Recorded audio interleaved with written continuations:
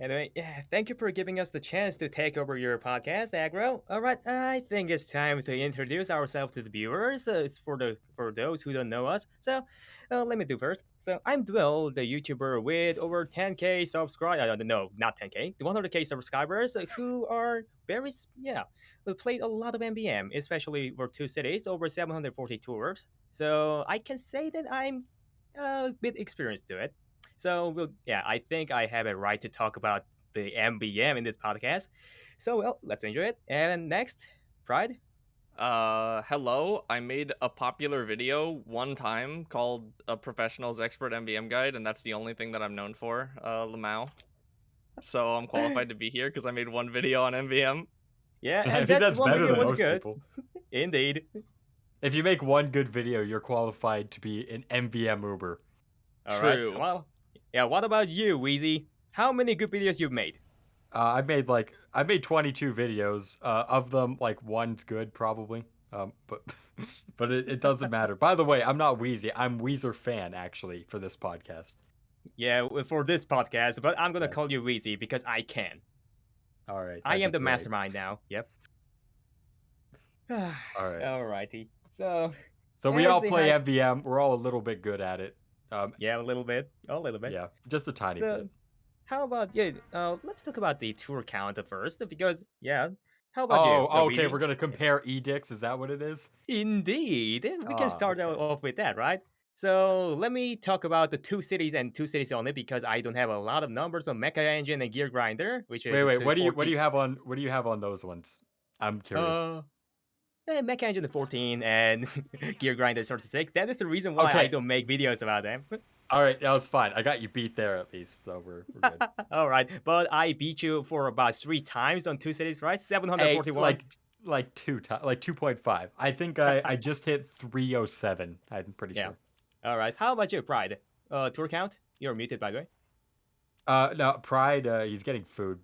Oh, I His guess. lasagna guy fucking went to the door. I guess. Yeah, Pride just ordered a damn lasagna in order to eat You and ordered stream a podcast at lasagna. the same time. My I man, really like, don't get.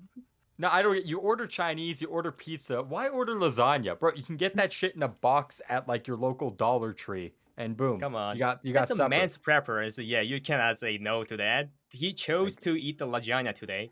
okay, I guess yeah, he needs some premium gourmet lasagna. I guess Hopefully that's the fucking the one. ad revenue, the ad revenue from the expert guide pays well. Yep. Yeah. Now we are looking at the aggro playing scout, playing scout in Hamlet hostility. No, this is not Hamlet hostility, is it? No, this is a Barbarian Blood Bash. Barbarian Blood Bash. It's considered as one of the easiest mission in two cities MBM, right? Due to how Is little it? Uber medics are spawning. Okay, so I would say bot bash gives you more flexibility for team comps because you're not Mm-hmm. locked into necessitating a meta killer. Uh, I'm just not sure to be honest. It might be the easiest, but you just get so much credits to play with, so that's basically it. To When be I think honest, about, yeah. oh, sorry, go ahead, go ahead. No. I kind of agree on that. The Barbarian Blood is can be easy, but not the very easy one. Because I've seen tons and tons of new players team losing at Wave 3 because of the giant crit heavy and two giant medics coming at once. Right, right. That is the roadblock for new players, and they don't even know how to beat them. I would say it is difficult to rate which mission is harder. But the way I conceptualize it is what missions are the ones that cause the most failures among each individual mission. So, like Empire, you know, you got the crit bowman that sets you back. You got like on wave 3, you got the NGs that spawn that can set you back. You got the crit demos on wave 4. I feel like on Empire you consistently get pushed back to point A, but you never really lose. Indeed, Whereas because yeah. where something like Yeah, go for it. Metro, you'll straight up lose on wave You 5. lose. Yeah, how many super Yeah. scouts are coming? You know that, right? Especially for Yeah. Wave 3. Wave 3 is the biggest road platform. Metro Valley Wave 3 is the biggest road platform for new players. Oh I god, the think wave heavy 5 to stack. be honest. Wave 5 I, is one of them too, but Wave 3 has a super scout. that's true. They lose That is faster, true. yep. Wave 5 is by far the worst when engineers start to build the sentries and the fuck ton of heavies build up coming in together with a crit boost and defense boost from the bomb. That is the nightmarish. That is the And, reason why I have to play spy. Yeah. Yeah. Well, I mean, that's the that's the main reason people choose spy. It's like, oh shit, I'm on a team who doesn't really know what they're doing. Yeah, all right, let me just win the game. Let me just take care of this one Yep. issue One that will be specific. very, very prominent. I will say, hang on, what wave is I forget if it's Hamlet or Bot Bash. It's like wave 4. There are 12 Super Scouts that spawn. I forget. Oh, which it's one. a Hamlet. It's a Hamlet. That's Hamlet. Okay, that one always fucks up people in Hamlet too. Oh So- yeah, if you don't know how to counter the Super Scout, well, Hamlet Force will be the fucking nightmare. Yeah, If now you that I know think how about to- it, I think now that I think about it, I think Hamlet's probably the most difficult because wave 1, 2, and 4 are like pretty. Yeah, was about to common say wave that. bosses. Yeah, Especially with the wave 1 and 2 being most difficult. I think Hamlet is what made many players don't want to play MvM ever again. The mini crit rush and the crit 20 soldier, yeah, if you don't know how to deal with them, it's just a nightmarish. Yeah. All right, wave Pride is 1 back. is pretty bad. Yes, We hello. were All talking right. about the two cities. So, what is What- your tour count, Pride? Yeah. In 2 cities? It's the three Anything. of them. Name Yeah. all 3. I was gonna say. Yeah, Hang because on, you're let an me- expert player, so. Let me pull it up. Mhm. I have the game open. Yep. Let me Okay. see. I have 31 towards the 2 cities, 2 in oil spill, 2 in steel trap, 3 in You mecha don't need engine. to talk about oil spill and steel trap. Yeah, I know. Nobody plays that. Yep. And Right, next. 246 in expert. Okay, Jeez. you are definitely an expert MvM player. Yeah, that explains an why you expert made Andy it over here. Yeah, but Yeah, kind because of I was like specifically talking about expert MVM. indeed. that's true. But I kind of that was interesting that it's not actually the MvM expert MvM each wave guide. More like it was a general general class guide. It was right? Yeah, because I don't think it would be very interesting to go through and talk about all the waves. I tried to write a video about that, and I was just like, dude, this is this is boring. No, I tried that too, man. Everyone fucking I've gotten that in my comment section a lot. Like, you should make specific dedicated guides, and I'm like, bro, I tried that. It's a snooze fest, man. I'm telling you. Yeah. Actually, Like, I'm there's trying to no make one, creative so. liberty. It's just here's what spawns. It's like, god. Here's what So spawns. boring. Here's how you deal with it. Yeah, it's so boring. God. But some people really need that information, so I'm planning to I make know. one in near future. So Yeah, well, I think you're hope the that person it for the can- job. Yeah, we need that. Yeah, I must. And plus, we were talking about the spy too. Oh yeah, he definitely died in Aggro's gameplay. It's interesting to see the wave 1 spy in random lobby like this. How often do you Yeah. see a spy player while you're playing MvM? That's true. I only really ever see spies as like last wave fuck around picks, or whenever there's like on expert when there's Giant medic Bunch Yeah, of steel giant gauntlets, medic. giant yeah. medic, yep. That's really All right. it. I've heard that the spy is mainly played on expert in some ways. What about you, Fried? How often do Yeah. you see the spy? I see it at least 1 wave per map, almost every Mhm. mission. And that Due to is how many steel gauntlets are coming in expert waves? Yep. On wave 1, it is very hard to deal with steel gauntlets, so Mhm. you tend to get a spy to deal with them. One On, shot in man, class. On Manworks, yeah. Yeah, and then the giant heavies are just so much easier to deal with a spy. You could also go Scottish resistance crits, but which is also fun, but the spy tends to be more consistent in my opinion. I find spies more consistent because I believe in both missions where there are giant heavies. I think there are 4 pairs, and you can Yeah. only carry 3 crit canteens at once. True. So usually it's like you either need a medic or a teleporter, or you need to purposefully die, and it's just spies easier in my experience. Maybe. Yeah, especially when for the MVM expert missions, there are not a lot of support bots coming with the giant robot, right? And that makes the spy's job much easier. But in Yeah, two cities, on the other hand, there are a fuck Impossible. ton of support bots are coming. Yeah, when there is even if the support bots are bad scouts, it's impossible to play spy properly, right? You Mhm. know that?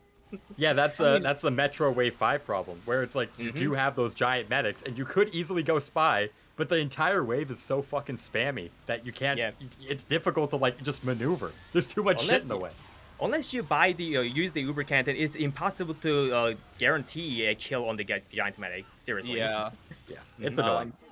I see Uber canteens a lot more in Two Cities than I do in Expert, mostly because, like you said, there's much less spam in the Expert missions. Honestly, I tend to make fun of spies who pick up Uber canteens in Expert because really all you need is the Dead Ringer. There's nothing to kill you. Oh, come on, in 2 cities, time's different.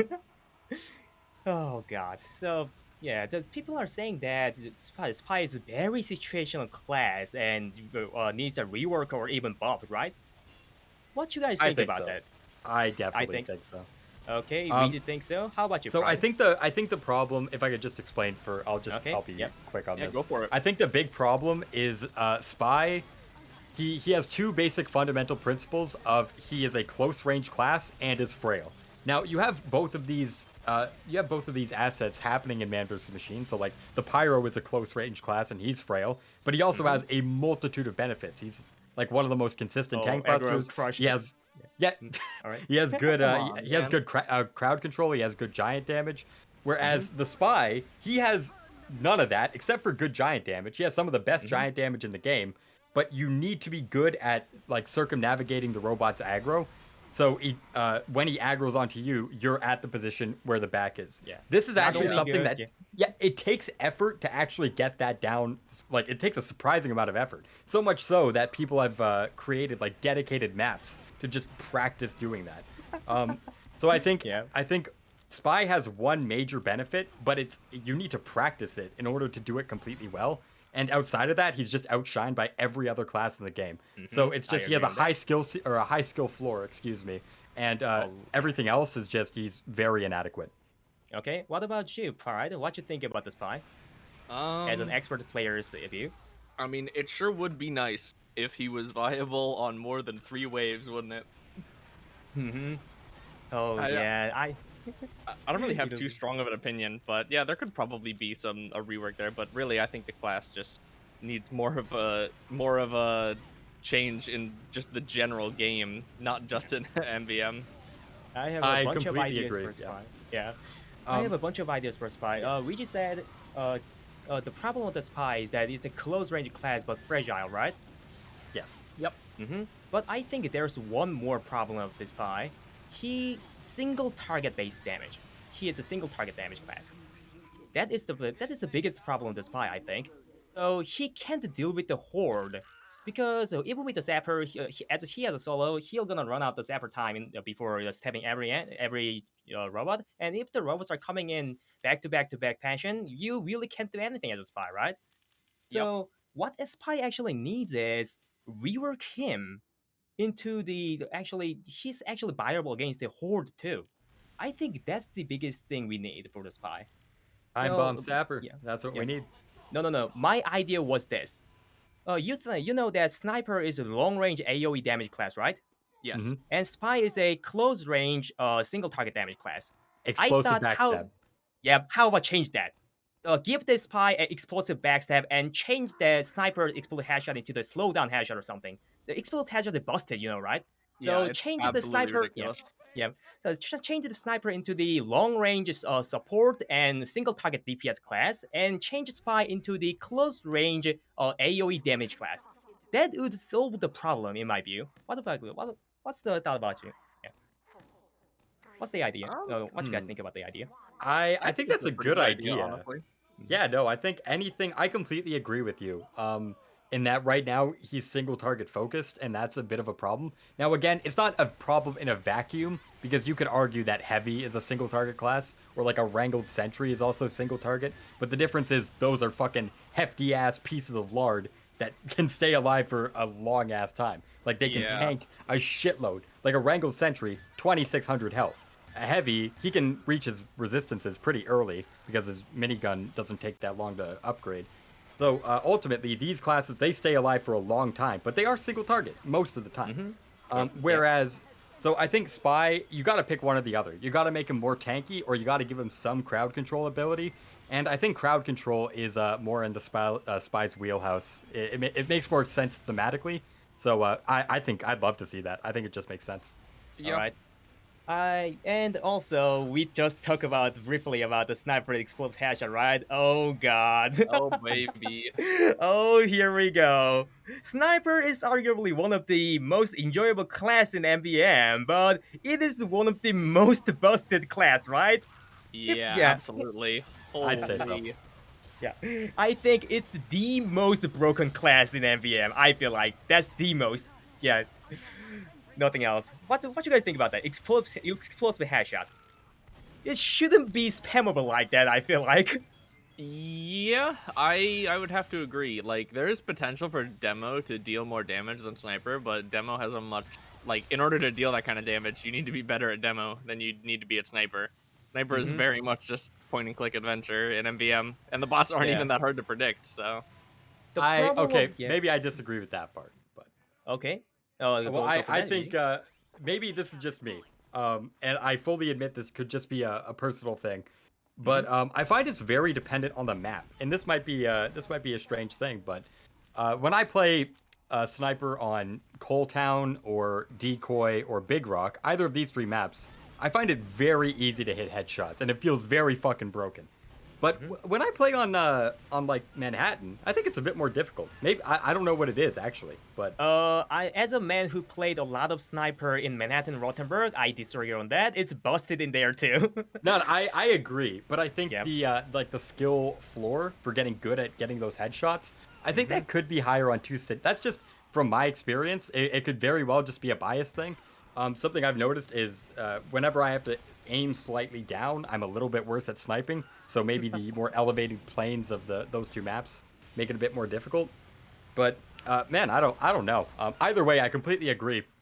Explosive headshot is fucking busted in the right Mhm. hands, and Yeah. I definitely think there should be the ceiling should be toned down on that big Mhm. time. yeah, The biggest problem with the explosive headshot is that the explosive headshot the problem cannot be solved when by just nerfing the damage, right? The slowdown AOE damage and yeah, and the true damage, you can't even register the damage with the battalion of backup coming in. You yeah, can register the damage itself, but you can't make it not happen. It's not gonna happen on the robots, right? yeah. So that's why I mentioned about the sniper to do the slowdown headshot instead of the explosive headshot. Just remove the damage and just leave the slowdown effect. Only that. Because with the explosive AoE damage, it is, by the existence of the good sniper on your team just invalidates the existence of winning robots in general. That's just a yeah, not a very fun game design, right? You teammates want to kill the robots too, but you're just soloing everything out. I worry that doing that would completely push Sniper out of being viable because Sniper is not like the best single target damage. He really thrives off of being AoE, and completely removing the damage seems like it would throw him into being completely unusable. I would That's also add, I think you're right on that, Pride. But I would also add that there's a bit of a contrast between what are the hardest robots to headshot and what are the ones that need to be slowed down the most. So I think you could find this very weird situation where if you want to headshot somebody, like let's say you want to headshot a super scout, well, those are the hardest spots in the game to headshot, and those are the Yeah. ones that need that support debuff the most. So mhm. I agree with Pride on this one. I think removing it entirely is too much. But right now, people can't play the game if the sniper's too good. So Yeah. I would say maybe nerf the explosive damage from like 150 to a baseline 50. So that way you might need a soldier or a demo or whoever to actually deal like half the damage that the sniper would. I think that Okay. makes more sense to me. For that, I have one more idea. Make the explosive headshot active skill. An active skill. Yep, What, like that the you knockback actually raid? need to charge. Yep, like a knockback rage or something. Maybe you can shoot it for each and every the 3 shots or something. Yeah, like that. So spamming the explosive headshot is busted. We can all agree on that, right? Yes, Yeah, Yeah absolutely. we. for sure. So I thought maybe adding a cooldown on the explosive headshot and make you actually pop the explosive headshot might be the problem solver. What you guys think about that? The idea? Keep the damage, I but make the active. Make it active. I really like that idea actually. I hadn't considered that. Yeah, I think that could work too. Just Hmm. anything to combat the spammability and the power of or the power itself. Either one I think is good. But yeah, if they want to go that route, I wouldn't complain. I think that's fair. Mm-hmm. Yeah, that's the thing I really wanted to talk about the sniper and spy. That's why I even talked about the something that's swapping the spy and sniper's role because close range combat is arguably more enjoyable in MvM. You guys agree on that? Yes. I'd say there's more risk involved. So in like a difficulty sense, yeah, I'd agree with that. I think it's more well balanced. Mm-hmm. So yeah, sniper standing, planting himself in some the foreign area and just invalidating all the robots coming in. It doesn't seem like a fun game design for the teammates, right? Yeah, so I Yeah. really wish they tuned down the exploded hash out of bed. As a man who plays a lot of sniper in MVM, even for me, that's way too busted. Yeah. All right. That was a good talk. Yeah, everyone noticed that exploded hash out is busted. Thanks God. It's actually I you'd be surprised because you still have this. I guess you could call it an outdated narrative, but I wouldn't even have ever said it was dated to begin with. That sniper is one of the worst classes in the game. Yeah, I It's not don't one of get the it. worst classes. It's one of the worst if you don't know what you're doing. But if you do know what you're doing, fucking broken. Absolutely broken. Yeah, people are skill just floor bad is at the high. game. Yeah. Skill floor is high, but to be honest, skill ceiling is not that high for the sniper. All you gotta do is find a good spot and just point to click on the blanket thingy, right? Yeah. You Depends just on the need bots a in my decent aim. experience. But I'm Yeah, bad. but Okay, I'm bad. So you can disregard my opinion. at least you can hash out the giants, right? And that's Yes, all yeah. that Okay, matters. that's You can true. True. You stomp know the what? wave. You can True. stomp the wave with the skill of only can hit the giants, and that's it. Agree with that. Yeah. Okay, I think that's good for the sniper talk. Jeez, it's getting too long. All right, how about with other classes? What you guys think? What you guys think about? No. What other class you guys think that some rework is needed? I can already think of one answer though. All right, but I'm gonna give you guys a chance. For me personally, it's Mhm. more so specific weapons than entire classes, to be completely honest. Yeah, I Yeah, don't think that any that includes. particular class needs a rework more than Spy, or even needs it at all, honestly. Yeah. Yeah, Wait, DeWill, but do you yeah, think there are any like specific classes that are just like fundamentally flawed, other fundamentally than Spy and flawed. Sniper? Yeah. Oh yeah, there is a one class that I don't think it fits with MBM from the start. Pyro. Who's that? Pyro? Yep. Hmm. Pyro is a yeah. Let me just explain. Yeah, so Sure. Pyro is a close range, a mediocre damage class, not high damage. You should agree on that. Compared to heavy, Pyro's Yep. damage is lesser than about 1. Yeah 3 about 30% of the heavy DPS, right? So the Yeah, close about range there. damage is mediocre, and the range is just god awful. They're downright awful. Yeah, you can't do shit about the shit with the frame store. You should, yeah, you can agree on that. And no, even without the gas passer, pyro is problematic because of that two things, and the pyro's health is even much stronger than the heavy. He's not tanky. His survivability is too low. He don't have the mobility skills unless you're using the detonator, but it costs your health. That's just so dumb. And one last thing is troll potential. You guys all experienced this, right? Yep. When a very bad player picks the pyro in your team, you automatically think that, oh my god, we're fucked. And it turns out that to be true in most of the cases. Yeah. Air blast troll potential. It Yeah, is Indigo. true. Yeah. I think the constant air blasting, in my experience, that's more rare than I think people make it out to be. But just being fucking terrible, like if you have gas and you're like substituting for a demo and you never save it for the medics, that's just one example. There are plenty of others, like just straight up running in and dying, no qualms about whether or not you're avoiding the robot's aggro or not. That is way more common in my experience. And I've seen too many too. yeah, it depends really on how much legwork you want to give to the word troll, because there's very blatant trolling with air blasting, whether intentional or not. I mean, there's definitely areas where that can be completely exploited out of pure malicious intent. But mainly, I'd say just being shit. It's Pyro's general gameplay that you see all across TF2 does not translate well to MVM at all. Yeah, good air blasting skill just doesn't do shit in MBM. It doesn't just not do shit. It's a hindrance most of the time. Indeed. Yeah, it actively hurts you more than it helps. Oh, yeah. Yeah, not well said. The Pyro is the class that the casual skill doesn't translate into the MvM. Yeah, well said. I actually haven't thought of that in that way. All right, so the Pyro, the inherent limitation of the Pyro really makes the Pyro itself as a problematic peg in most of the cases, for me at least. The close range, the flamethrower just makes you run into the robots. Instead of taking a relatively safe distance. Yeah, we've seen too many pirates just running and die, like you said, Wheezy, right? Yeah. Jeez. You're welcome. Yeah, that's why I think that Pyro needs something else. And yeah, back then, before 2017, we all thought of that because no one played the Pyro unless there's a tank to destroy. But yeah, in 2017, one thing happened. One thing changed the Pyro as a whole. You know that, right? Oh no, what would this change be? I'm not sure I know what you're talking No, about. Jungle Inferno, you know? Which weapon released?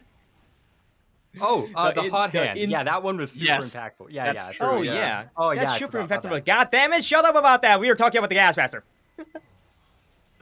So, the gas passer. Oh my god. Yeah, this can be the biggest controversy in this podcast. What do you think about the gas passer? Pride, I'll let you go on this one.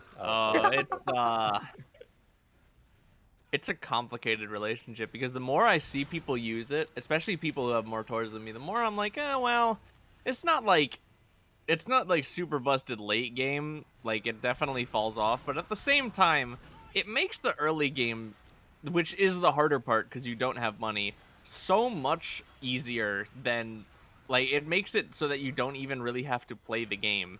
And the reason why it falls off late game is because you already don't really have to play the game anyway because you have so much money that it doesn't really matter. So, I don't know. I don't like it. I do not use it myself. All right, same to me. Wheezy, what about you? About the gas. So I think the gas passer is a disastrously designed weapon. Okay, it is in every sense of the word. It is a complete nightmare of game design. Now that being said, the question is more so, what are the attitudes surrounding it that we should be promoting, and what should we be casting aside? And truthfully, I think the big thing we need to take into account is making sure that people aren't punished for adopting the philosophy of trying to do what's optimal. So despite it being a balancing nightmare, which I completely agree with, and everyone agrees with here, you have two basic problems with the gas passer. Number one, if you point out that the gas passer is a terribly designed weapon, you get called a taco bot. Every single time. Yep. All three of us have denounced taco bot in multiple of our videos. And yet we're still called taco bot because, I don't know, because we think the weapon is poorly designed. So it's this dogmatic thinking that many, I don't want to say it's only low tours, but generally speaking, it's people who are new to the game. Lesser experience, Yes, it's very, it's wrong, for one thing. They have one opinion of you, and they lump you into this box that you completely have no association with. Yeah, that's what we call a poisoning the well, right? Yeah, poisoning the well. I'm pretty sure that's applicable. But so you have that's the biggest problem. But number two, we also have to accept the problem on the other side, where there are people who are using the weapon because they want to be competent. They want to do the thing that we all told them that they should do. Try and make the game go as smoothly as possible. Try to not cause that many problems for your team. And the gas passer, in and of itself, doesn't do that. It makes the game less problematic. Now, the way people use it, not necessarily, but it in a vacuum, it's completely. It makes sense to use it. Now, the thing that really needs to be taken into account is the toxicity surrounding it. There is a massive conversation about instantly kicking people who use the gas passer. I've seen people AFK and spectate because a pyro decided to use gas wave 1 and purposefully troll the entire game. I've seen like Yeah. the amount of like absurd vitriolic behavior that has spawned as a result of this one weapon is acceptable or unacceptable, excuse me. And I I was think gonna you can say. Acceptable. Oh no, yeah, inner Very monologue. acceptable. I think you could have a reasonable conversation about this weapon's place in the meta, when it should be used and when shouldn't it be. Should you switch off of it if a majority of your team don't want you to use it? In my opinion, yes. And Yes, I yeah. think you can have Yeah. these reasonable conversations without falling victim to any of these extreme placements And of which you like boxing people in. Yeah, yeah, 100%. yeah. It's like if you like the gas passer, you're a newbie, ignorant newbie. If you don't like the gas passer, you're a toxic Taco Bell elitist. It's just I don't understand. What are the logic behind this? On a personal note, I like using the gas passer. Okay, but I like a lot of things that are bad. So What? Get him out of here. I don't want it's him on true, my I'm podcast sorry. anymore. I'm sorry. Listen, I like feeling like a god. Okay, I'm bad at. I know, the game. yeah, I know. It's a fun to use the true. broken weapon, but game Yeah. design wise, we can all agree that it's not healthy game design, right? It's Yeah. basically Yeah, no. win button. If you a robot be gone, I call it like that, robot be gone. Basically, if you throw the gas into the robot horde, then next 5 seconds, robots are gone. Problem solved. Without Yeah. it's just a single click. What the fuck is There's- wrong with You that? throw it at Seriously. them, and then you chip shot one of them for 3 damage, and they all explode and instantly die Yeah. because it deals more damage than a heavy has health. Yep, True, you don't which even is need to chip shot really it. crazy. Which is like, because I understand, like maybe, they wanted to give Pyro a mechanic to deal with Uber medics because he was kind of underpowered, quote unquote, But in to other be areas. honest, Fair I enough. don't think it was needed. No, I don't think it was needed either. But at the same time, even if you were to adopt that philosophy, 350 and 150 are leagues apart in terms of the damage Indeed. thresholds as to And what can be let's- killed. Let's talk about the money you actually need to pay for the gas passer explosion upgrade. 400. Coincidentally, the same amount of credits you start with on Expert.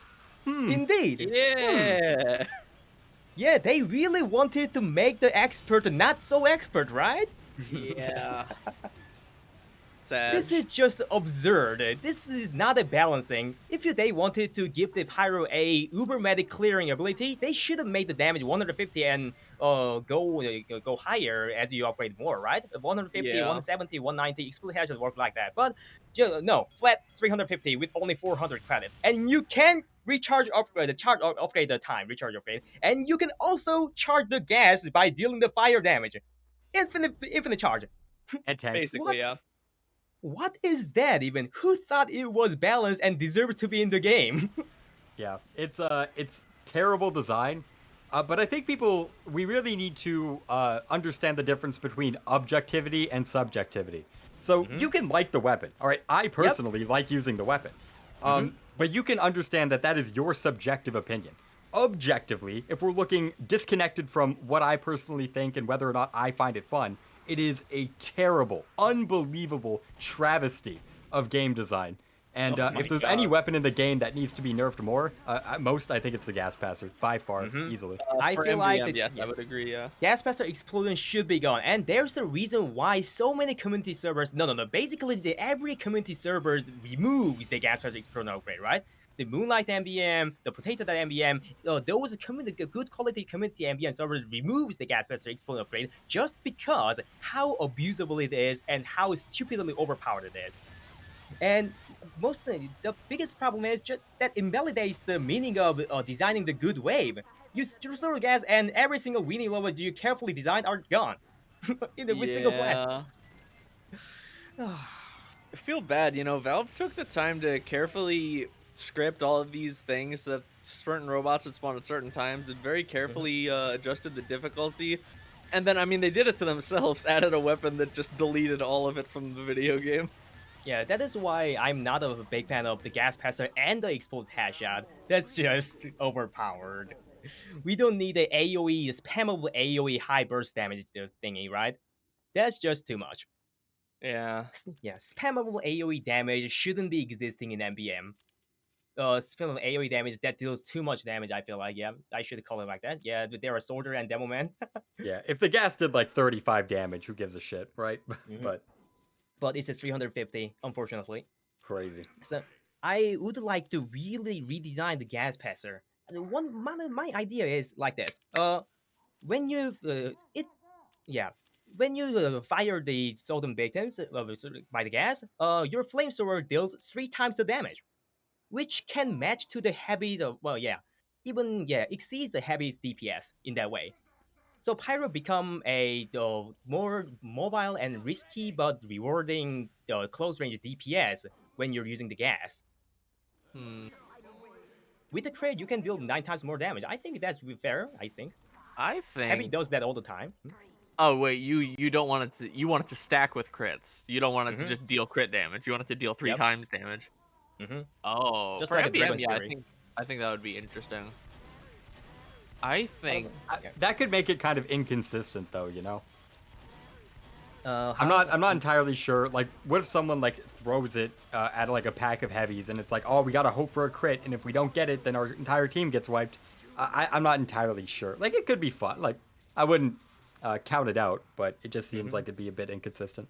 I mean, But if you go, yeah. well, let's think about this for a second. How much damage Mhm. does a flamethrower deal per second with all the damage upgrades? If you multiply that by 3, it'll only take 350. you. Yeah, it'll only take you 350 like half a DPS. second. So still heavy will be generally the better idea, but for people who likes to be mobile, that gas can be a good alternative. I feel like I think it's at least much better than this busted state of gas.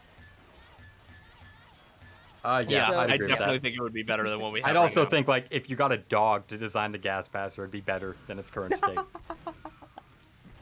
No, not even a dog. Maybe I would design better gas faster. Alrighty then. So what you guys think about the gas passer? How do you want to tweak about the gas passer? There's an easy answer and the hard answer. Easy answer. I can already see that, so you don't need to tell it. You want to destroy it, Sure. right? Yep. Well, want to just actually, no. remove It would literally just be take the 0 off instead of 350. Just make it do like 35 or something. And like, so it's like it's not necessarily destroying it, but you know, it's just nerfing it into oblivion. Yeah, nerfing it. That feels a little strong because But- it doesn't recharge that yeah. fast. I guess sure. I guess the better solution would be what you guys suggested earlier of making it a multi-point upgrade, and you know maybe after a certain point you can upgrade it to the point where it can one-shot Uber medics. Maybe like if you get like explode on ignite and like recharge so it's viable. Maybe after like 1,500 credits it can one-shot Uber medics. Fine, you know. But as it stands right now, it's too much. Yeah, I We can all agree on that. So I'd like to ask one more thing to you guys. Does Pyro actually needed a Uber medic killing tool? I would Pyro- say no. There are plenty of things that can kill Uber medics already. I'm not sure Pyro specifically needs it. He's already the best tank buster. How about you, Weezy? I agree. I don't think he needs it. Under the pretense that the devs do want to give him that, though, you know, you could argue whether or not that's a botch philosophy from the get-go or not. Personally, like, I don't really care either way. If you put a gun to my head, I would say no. They're already, like, you got spy, or not spy, sorry, you got a demo Sniper, and sniper, and that's enough. That's enough. You have 2 good classes that can do it. You have 6 2 out character of slots. 9. Yeah, like 2 out of 9, you have 6 slots. One person can play those classes. Yeah. Let's but talk about ultimately, each class's yeah. role then. Yeah. So Yeah. Scout collects the money and supports a teammate by slowing down the robots. The Soldier is a general, typical DPS class, and generalist, most likely. And the Pyro was a tank buster. Let's call him a tank buster, right? We all agree on that. Let's think. Yeah, just He's forget not about the gas. technically the best tank buster, but he is the most consistent. Like some of them are Yeah. higher with certain credit thresholds, some of them are higher with crit canteens, some of them are higher independent on whether or not you need ammo. But by and large, if you were to take a group and just any skill level, any team composition, and you needed one person to get on the tank, the Pyro is usually the best choice. The reason why I say Pyro is the best tank buster is not because he deals the most damage to the tank, but because he literally costs 0 money to use as long as you're True. doing refunds. Mhm. You That too, don't yeah. need to spend any money on canteen. Like people will tell me, "Oh yeah, use the Dragon's Fury." deals more damage as crit canteens. And I'm Nope. like, well, You need the, to the spend whole point of the $300. plug is that you don't have to use them. Yeah. Oh god, people saying that Dragon Fury deals more damage to the tank are haunting me now. I've seen too many of them, and I'm sick of dealing with them now. They haven't really tried, I feel like. All right, and let's keep on going with the idea. So, Demoman is a burst damage AoE class, which are specifically good at killing the Uber medics, and Heavy is the close range DPS class, which have the highest DPS on tankiness. An Engineer is an engineer. You can't replace him, technically. So, Sure. Medic is a medic. Also, you can't replace him unless you have a bunch of fuck ton of Uber cantons. And Sniper is AoE DPS class, like we said before. And Spy is a spy. We can replace him with any class. Yeah. Yeah, pretty Yeah, much. true. Yeah.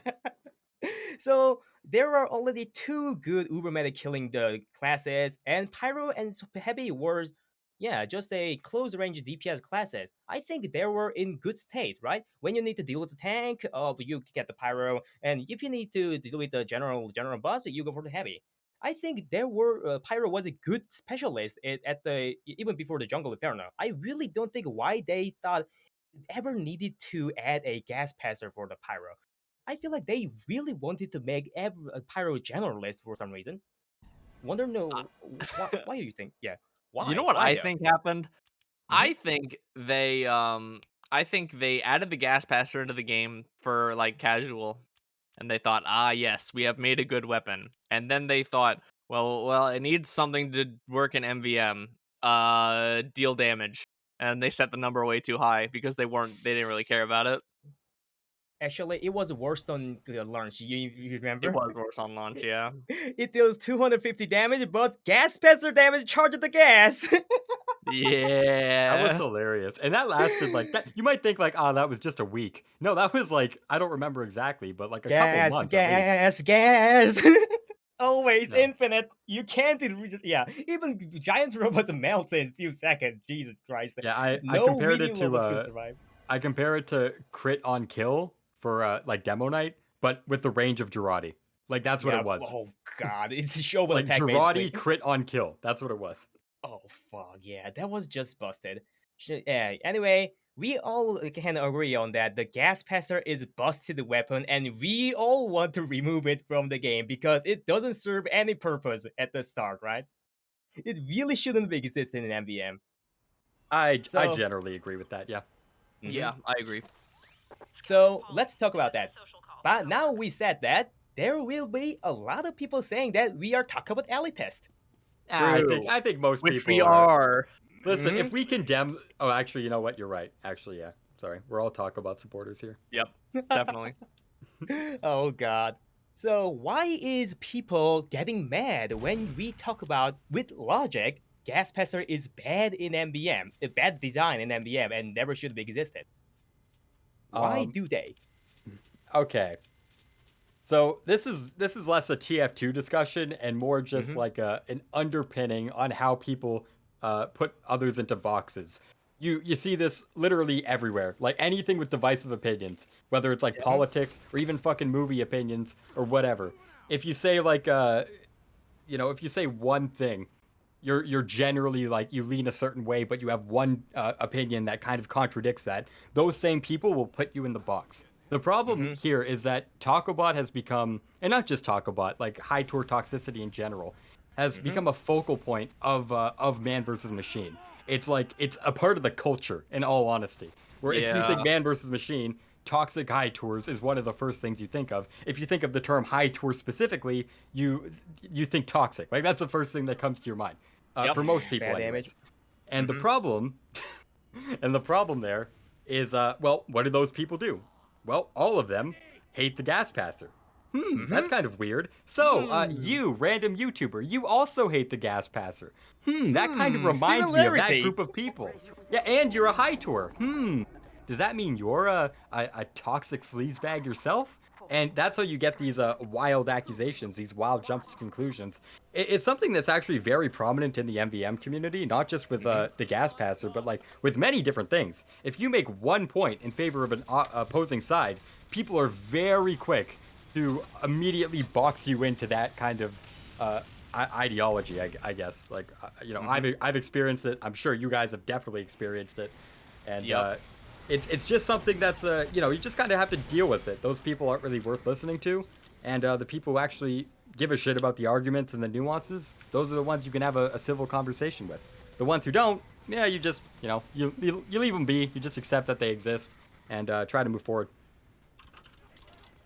All right. How about your Pride? Well, what you think about the gas passer and Takova thingy? I mean, I don't really feel like I have much else to add. It just sucks that people keep getting put in boxes.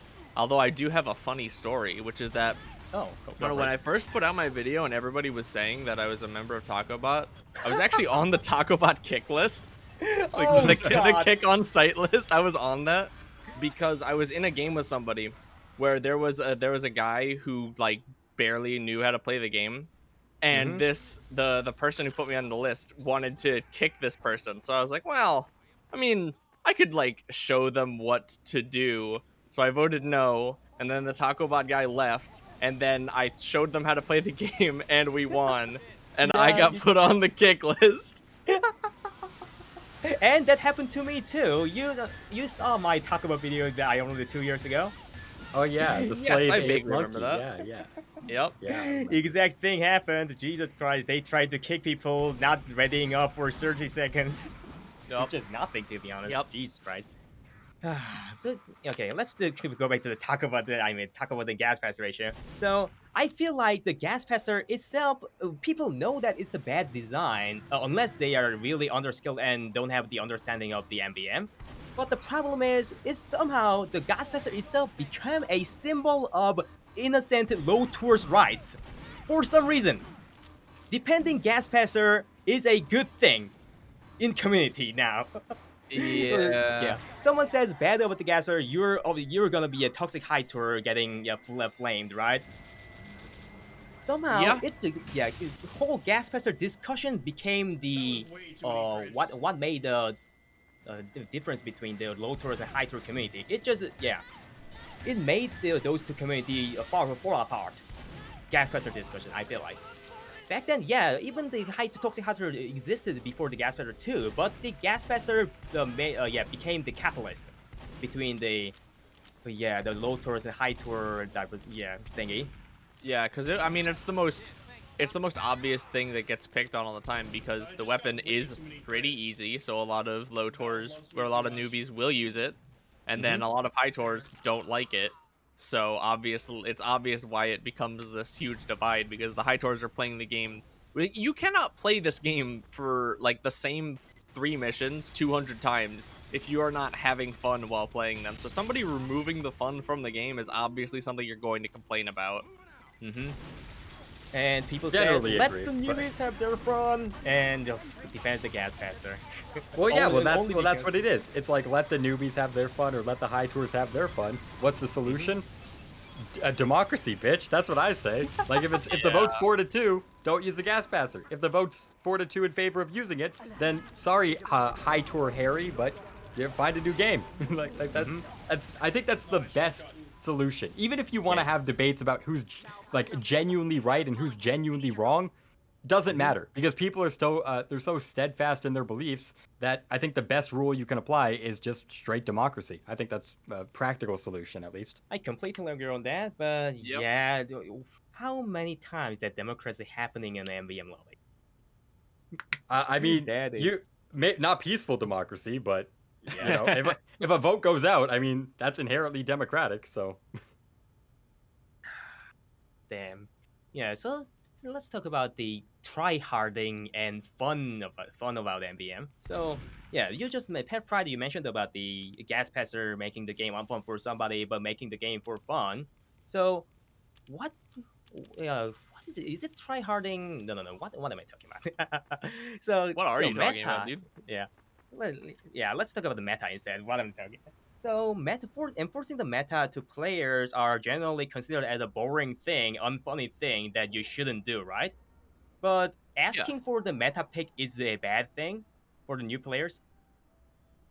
Is it? I don't think so. I don't think asking for it because you don't know is a bad thing. I think that you would have to be a bit off your rocker to suggest that asking what you should play is bad. Yeah, but you know that there are people that even the high tour just simply asking the new players who just randomly pick the pyro or spy from wave one, and that they suddenly become a no, you're to talk about. Let me play what I want. You all experience this, right?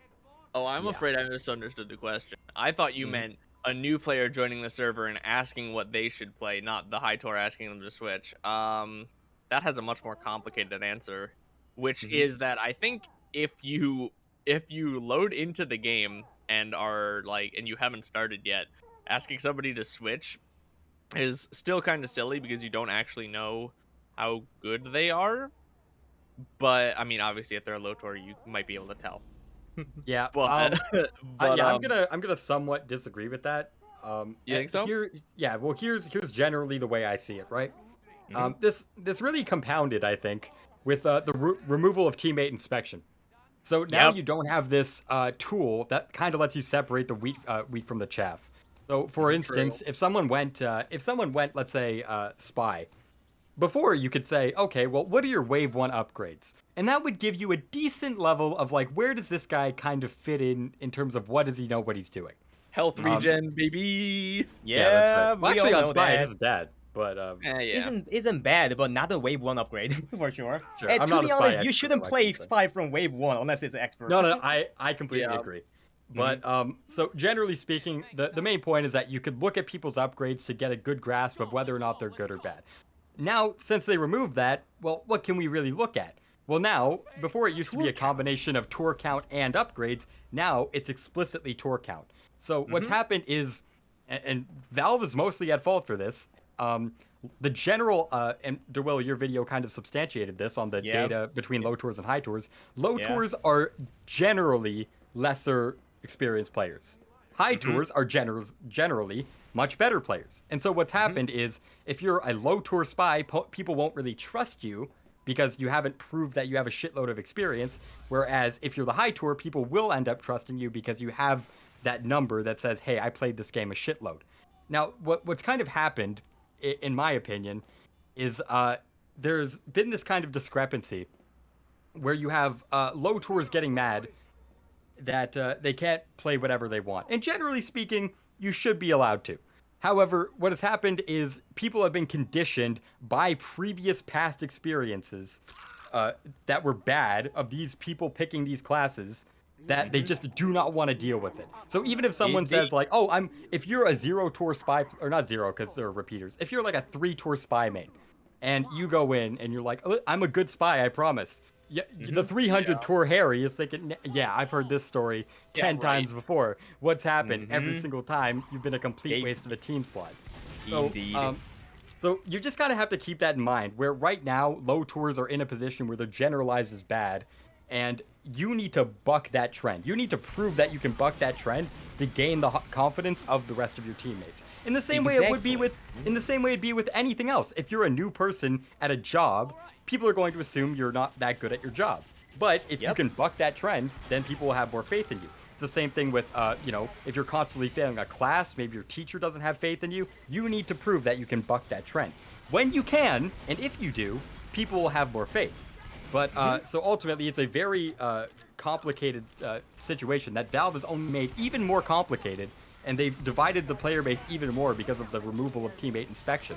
So Yeah. a bit of a long rant, but basically, I'm saying is it's understandable for people to be skeptical, but once you prove your worth, I think it's all good. Yeah, Indeed. when they first removed teammate inspection, I was like, "Oh, great, that'll stop people harping on everybody's upgrades, and maybe You the really community will thought get a like little that? Oh my better." god. And then I realized, no, wait a minute, no, that will only make things worse, won't it? Yeah, I Mm. made a video about it even. Yeah. Yeah, that's Jesus, and yeah, it happened to make people, yeah, that problem worse. Yeah, that's why really well said though. That's why I brought up this solution, my solution. If you are not getting trusted by your teammates, just play the meta class for one wave and get the trust and play something else. Yeah, Yeah, persuade your I teammates by agree with doing that. that. Mhm. I will say that doesn't always work. And I'll make it quick, but I'll tell you the story. So I I go under an alias, right? So they don't know I'm Wheezy. Most people don't. But so I have 307 tours. I was recently playing Hamlet. I played wave 1 to wave 6, fully competent soldier, beggar's bazooka, all that shit, right? I'm doing well. Then my next video is on MvM subclasses, and I decide for footage to go Demo night? soldier. No, not demo. Oh, night, even soldier. worse. On No, wave that's 7. no. Hamlet hostility, the easiest wave Yeah, in the wave game 7, after I've been a yeah. completely competent player. What happens? Wave 7 kicked immediately. So Amazing I'm video just game. saying that some people are very, very, very strict about you cannot sandbag for even a minute. I don't feel like that's the problem though. I feel like they just wanted to kick you from the server. No, you might think, but I was like fully competent, man. I was like, it's possible, but yeah. I was top That damaging. maybe- I was fine. Yeah, I that kinda sounds really expected- funny to me because I wasn't Yeah. there. Yeah, Probably I a bit really less can't funny to tell you. because I No, wasn't there it too. wasn't that. It wasn't that bad. I play MvM for footage at this point. So Okay. like whether But I still, it's complete it or quite not doesn't. bad. Yeah, I mean- I just think like, man, if I can't get away with this as someone with 300 tours, most people, if you have 7 tours, good luck on fucking around last wave. Like it's not gonna happen. Yeah, true. Well, it's a specific case, I guess. But because when I play MVM, people going whatever the class they want in the last few waves are generally accepted. You have too many credits, man. It's like I mean, I think it's a bit different on expert because you are given a bit less credits. Yeah. No. I'm talking But about like the 2 good cities, Yeah. last wave of Hamlet, the easiest wave of the game. You won't let me fuck around. I don't know. Yeah, that's. And to clear up any confusion, like, oh, maybe you were an asshole. The guy in chat was literally like, "Are you using the rocket jumper?" And I'm like, "Yeah." And he's like, "Oh, okay." And then immediate vote kick. So Yeah, there's there were no some weird players. yeah, there's no room for a little bit of fun. Very last wave. situational. So yeah, that kind of brings me up the question about the try hard and fun balance in MVM. So some players really want to try hard in MVM 24/7, right? But people like me just want to have fun in MVM, you and me, because yeah. Yeah. If not, why we would play such a weird way? I even played the MVM with 4 flare gun pyros. That was fun too. It is fun. So yeah, what is the good in between of the good try hardness and fun, having fun in MVM? There What is is no in the- between. Fun all the way. Fun all the way? There's no in between. Gambling all the way. Yeah, we It's can like talk two about that sides of later the too. extreme. I don't know, to be honest. Yeah, no, I don't wait. either. What will be the Way I good see it, solution like- to mitigate this problem? Well, I think there's a discrepancy in terms of these 2 different ways of playing the game. Like these 2 star values that people have direct the gameplay in different ways. So if you're someone who's completely focused on fun, you're not going to like the gas passer. Maybe. All right. There's a good chance you won't. Whereas if you're someone who's entirely fixated on getting that fucking spin of the wheel, you love the gas passer, right?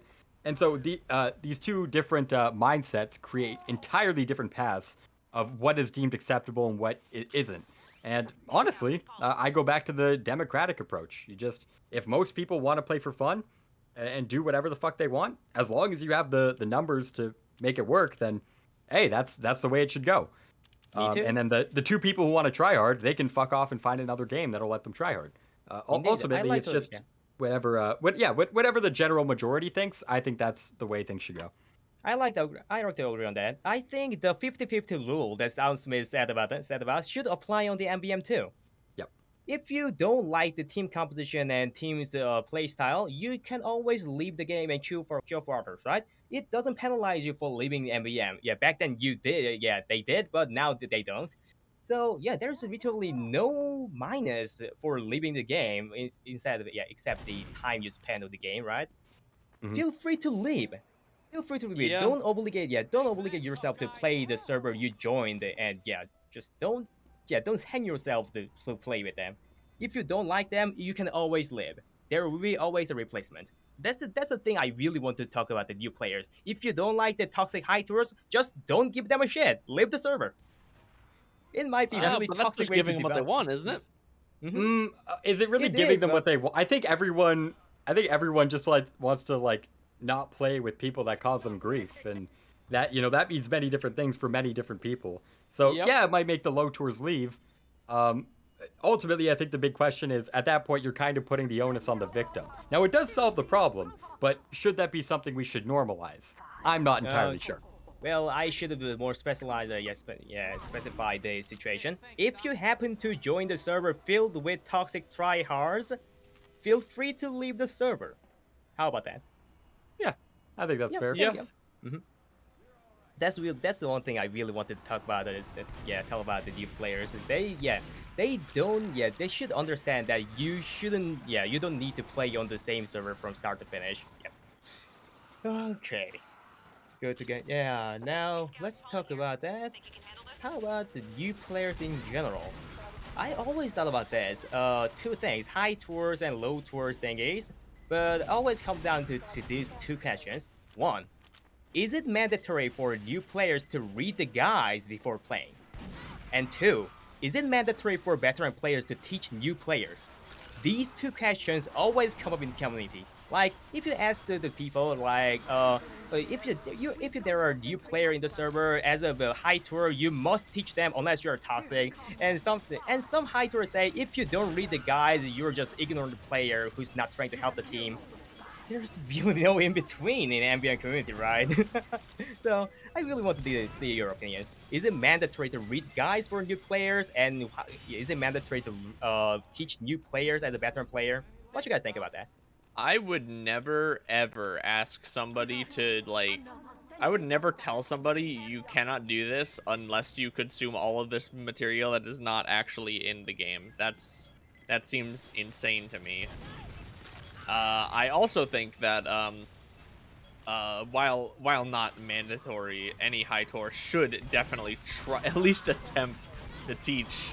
You know, like come on, you can at least give it a shot. I know that you have to deal with it basically every game, but it's not that hard. I think what's happened is this is where I'm going to throw a little bit of shit at new players. Okay, I'm ready for that. Yeah, I'm gonna get hated on this one. For Cancel sure. culture incoming. I think I'm totally thinking as same as you. So yeah, go for it.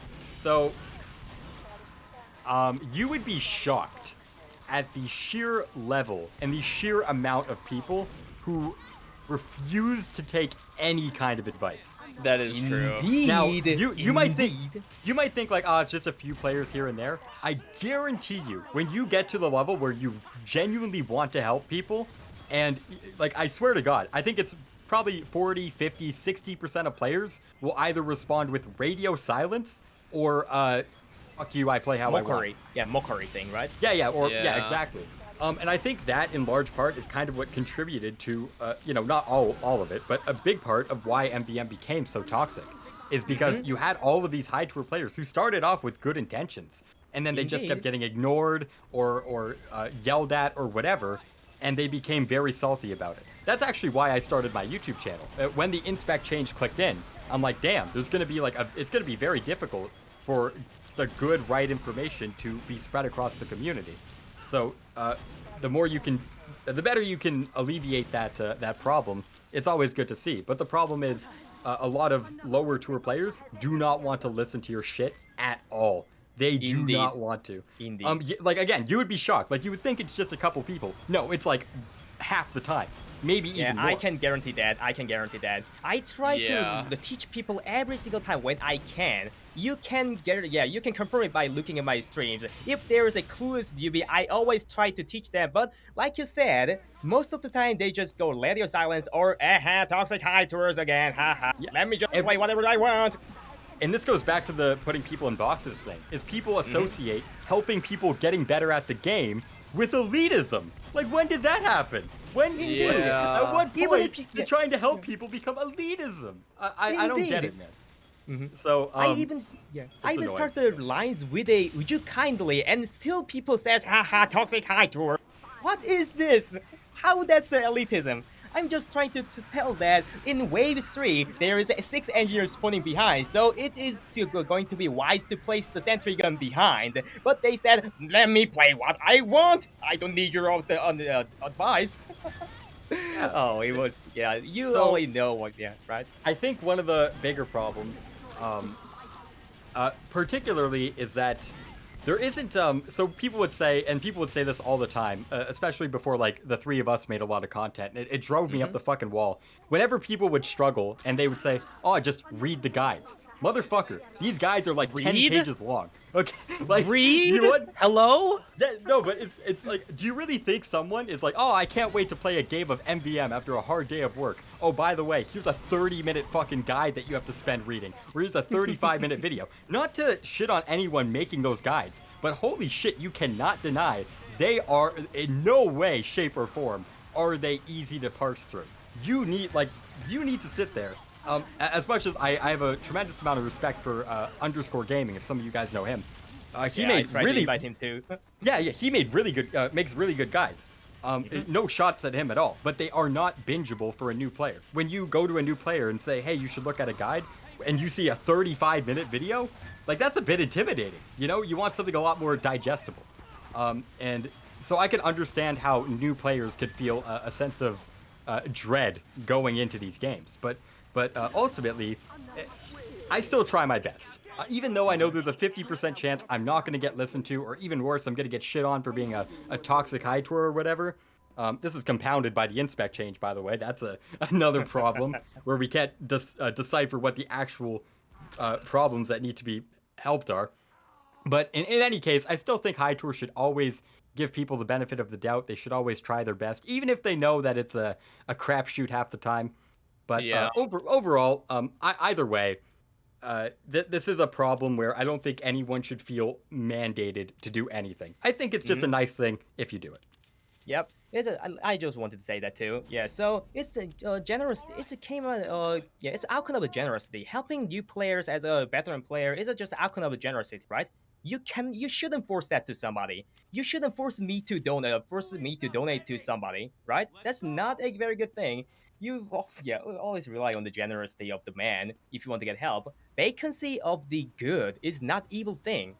They are just don't want to spend their passion into spending about a certain minute to teach a new player, and it's completely understandable because they want to play game, not teaching too. Sometimes, well, Yeah. just so teaching Yeah, is a very wholesome thing, but you shouldn't force anybody to do it. It's not mandatory. It works both ways, right? So if someone comes home after a long day of work and they don't want to be, told, they don't want to read a 30-minute guide, well, it works the same way for the high tours. I mean, they don't have jobs, but let's say hypothetically they do, right? They come home, what do they want to do? They don't want to spend 10 minutes teaching one or two people how to play the game, only for the entire mission to potentially go under anyways. That's a lot to ask for a lot of people. And then you win and you go to a new server and you do it again, and that's every mission. Every single time, right? And it's, I don't think you should be expected to do that from anyone. Ultimately, I think the best solution is to get Valve to get off their ass and, maybe put a proper tutorial or like a recommended upgrade list. Whatever it is, just something to help ease the flow into getting into the game. Because right now, you have a bunch of jaded high tours and 35-minute guides that these things aren't helping anybody. But it is a fact that not reading the basics of the basics and starting MvM or advanced difficulty is problematic. I think we can all agree on that, right? You at least need to know the very basic, like not shooting the Uber medics, just leave the Sentry Buster behind. Yeah, like that. Like those basic things, like how to pop the shield with the mouse 3 button, right? Those things are the things that you can easily find, and not even trying to find those kind of easy informations, like they are in the update page, it's kind of nonsense, I feel like. So there's some line between you have to know this to play the game, and it's too much for new players, but it's really hard to set the definite concrete bar. Which what is the definition? Yeah. What should we call the definition of a good amount of knowledge before starting the MvM? How much knowledge the player should have for starting the MvM, like 2 cities or expert or something?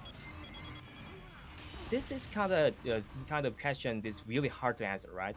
Yeah, that's a really difficult question. Yeah, there's a line somewhere. I think ultimately, when it starts to really impact the jobs of the other teammates is when it starts to get bad. So Yeah. shooting Uber medics, like you brought up, that's a big one. That's a very noob trap mistake. That happens all the time. Whereas like Yeah. the heavy using the fists instead of like the gloves of running urgently or the killer gloves of boxing or fist of like no one gives a shit, right? That Yeah, doesn't it's not a negatively big deal. affect anybody. It's not optimal, but it doesn't really hurt anybody. Mhm. Same thing with like no one really cares if the engineer buys like wrench swing speed over one thing of metal capacity, even though it might slightly be better in this situation. No one cares. All right, but if you don't buy dispenser range, that's a problem. That is a big You're deal, yep. actually throwing if you don't buy Yeah. dispenser range. So when it starts impacting the jobs of the other teammates, I think that's when the issues are very noticeable, and that's when those are the ones that need to easily, without a doubt, be addressed and dealt with as soon as possible. So Also, I have to take a piss. I'm sorry. I'll be right back. All right. Okay, we'll back on the track after some minutes. Oh yeah, this conversation getting heated really fast. Already so? a 1 hour passed. Jeez, I wasn't expecting the conversation go like this well. I can feel myself getting more and more sick. Like, cause I said before we started, I felt myself getting sick. I think I'm getting a cold. And I can feel it progressing as the conversation goes, and my head is getting foggier. Oh. Alrighty. When okay, we're gonna start again when the Wheezy comes back. So yeah, this is not an easy task. There's a 6-man co-op that you need to actually try. Some. Are you talking about aggro? Huh? Just let me chat. Give me a sec. Okay, gotta find something else. All right. So let's so we talked about a lot of toxicity problems in MvM, right? How about we just recap them all at once and end the conversation about this topic? Because the more we talk about this, the more aporia, the deeper aporia into we fail. We fall. Oh god, my tongue is twisting a lot. Anyway, sorry, that's a non-native English speaker thing. You can always expect me to do some that kind of shit. Have you Alrighty. considered becoming a native English speaker? Nah, to be honest, I like the country. I like my country. Not the politicians, of course, but I like the country. Who does like their politicians? Let's be honest. Yeah, nobody. That's the way it is in every country, I think. Yeah. Alrighty, so give me a sec. Is the Wheezy back? I guess yeah. I'm here. All right. Yeah, let's wrap it up this whole toxicity problem as a whole and just move on to the next topic because next topic will be really interesting and exciting. So, what do you think about the toxicity level of the ambient community? Is it high, low? Just Very low. I think toxicity is basically Yeah. non-existent in MvM. Yeah, I don't think there's any toxicity in MvM whatsoever. say Yeah. 1 to 10 scale, 1 to 10 scale, just for be real. -30. What? Still that high? Wow, it's more like You're negative right, 50. you're right. Wow, yeah. It's a place of Care Bears and ponies up in this place. Yeah, man. It's just so happy. I love it. Oh god, alright, you're living in the pile land, I see. So, in fact, how do you feel about that? What do you think about that? Yep. I've played games where toxicity is worse. I mean, I play Dota, so I definitely play Yep. games where toxicity is worse. But In it's my not opinion, good. this is the worst for me personally, in my experience. I tried think playing Overwatch competitive too, so I've played games with some bad toxicity. I don't think problems. Overwatch is nearly as bad as MvM in terms of toxicity. be Classic honest- World of Warcraft came close for me, but it's not definitely not that close. Yeah, I I kind think of agree on MvM kicks that. the cake. But- The difference with me is that I didn't see much of the toxicity when I was a LOTOR because I already had like a couple thousand hours in the game when I started playing MvM. So as soon as somebody explained to me the very bare bones basics of the meta, I was like, all right, I can just extrapolate the rest. And nobody ever like called me out before I had like 50 tours. So Yeah, the main I reason, just the main problem. I didn't get to yeah. experience it the way a lot of people have to go through it. You know what I mean? Yeah, me neither.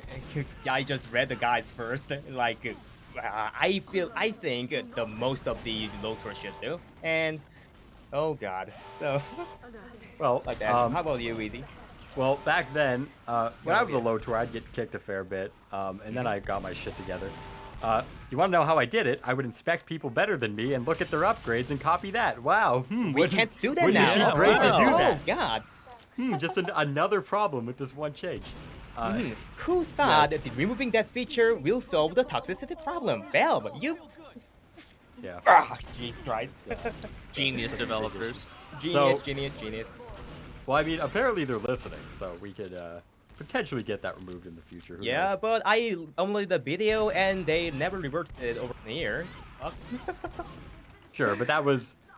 We'll go more in depth. But so MvM toxicity, I think, quite frankly, I think a lot of it comes from these people who are, let's just call them gambling addicts, and maybe okay, hang on. Any non-gas passer related toxicity comes from people wanting to get their loot as fast as possible, and any bad toxicity that happens as a result of like the gas passer or someone not performing up to snuff.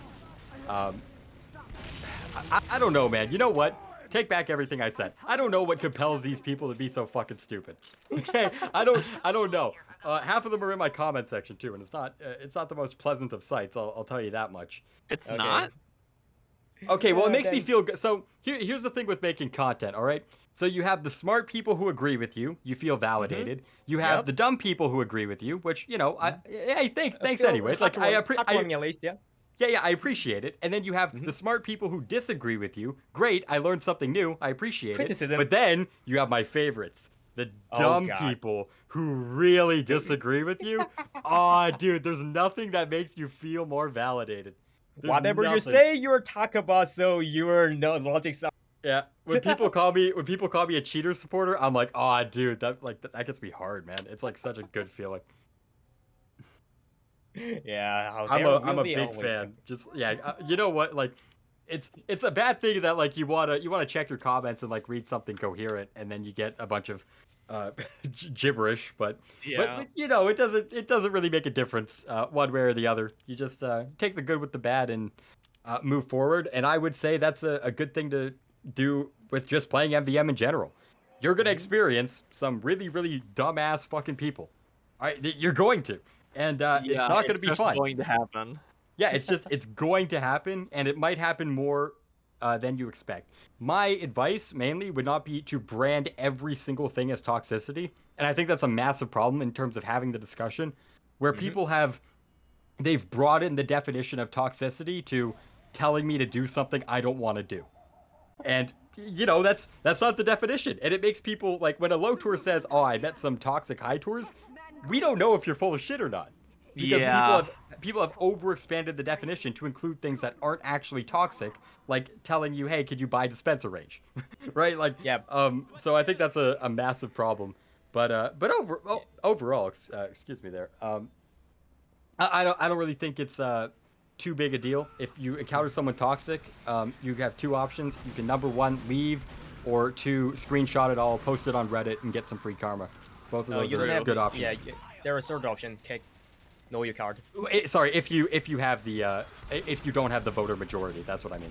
Yeah. If you do have the vote majority, obviously kick them 100%. Yeah, know your card is the best option. Yep. So I actually think like you, Weezy, I feel like the MvM toxicity problem is quite over-exaggerated in the community because there isn't many players that are actually toxic. I think you understand, right? The majority of the players playing MvM are pretty much chill. They just play to have a fun and just having the loot, wondering what will come at the end. To be honest, there isn't that many players that become doing some toxic thing. When I recording the 100 games of Two Cities MvM in order to make the statistics, I've seen only 3 really, really toxic players out of 100 games. That means 500, or lesser than 1% of the players were toxic. Yeah, I would say they are in my experience it's a little bit more than that. But probably like 1 in 10, 1 in 15. It's nowhere near every single game like many people claim it to be. It isn't. Yeah. So what I really want to say is get away, get rid of the box, the low tour, the innocent low tour and toxic high tour box, and think logical. Yeah, think really, really logically. So is it really? Yeah, is this opinion is really reasonable or something? Think before you talk. Just please Is stop trying to destroy the That's conversation before difficult. even starting. Yeah. That's what I really want to say. Conversation, a civilized conversation will solve all the problem, but the problem is starting one is not that easy, right? yeah. Yeah, I wish it was. Mhm. Well, I mean, that's what So, we make videos for, I guess. But. yep. So another question about the toxicity. What do you think about the main cause of the toxicity? Uh, What is the main cause you think? okay. So there are different ways we can psychoanalyze this. Mm-hmm. In my opinion, uh, okay, it's I think it comes from the soul, where you're so. Whenever I think of people who are that fucking toxic, Mm-hmm. um, I think they're just very, very, very unhappy people. And they get their own sense of fulfillment from tearing other people down Mm-hmm. in a hierarchy in which they approve themselves. So, if you're a 300 tour Andy, like, toxic as you may be, you probably know what you're doing. And Yep. that makes you feel good because you don't have much going on in your life. Your name's Bill. You probably work at McDonald's. You're like 25. Maybe you dropped out of school. I mean, I can't speak there, but so that you have that, and you go to MvM. It's the one place where you feel competent. It's the one place where in real life you're a piece of shit. All right, no one cares about you, but this is the one place that you can prove you're worth a damn. And damn Yeah, right, that's if quite people true. disrespect that, holy shit, people are gonna know that you're the boss. People are gonna know that you're the alpha MvM player.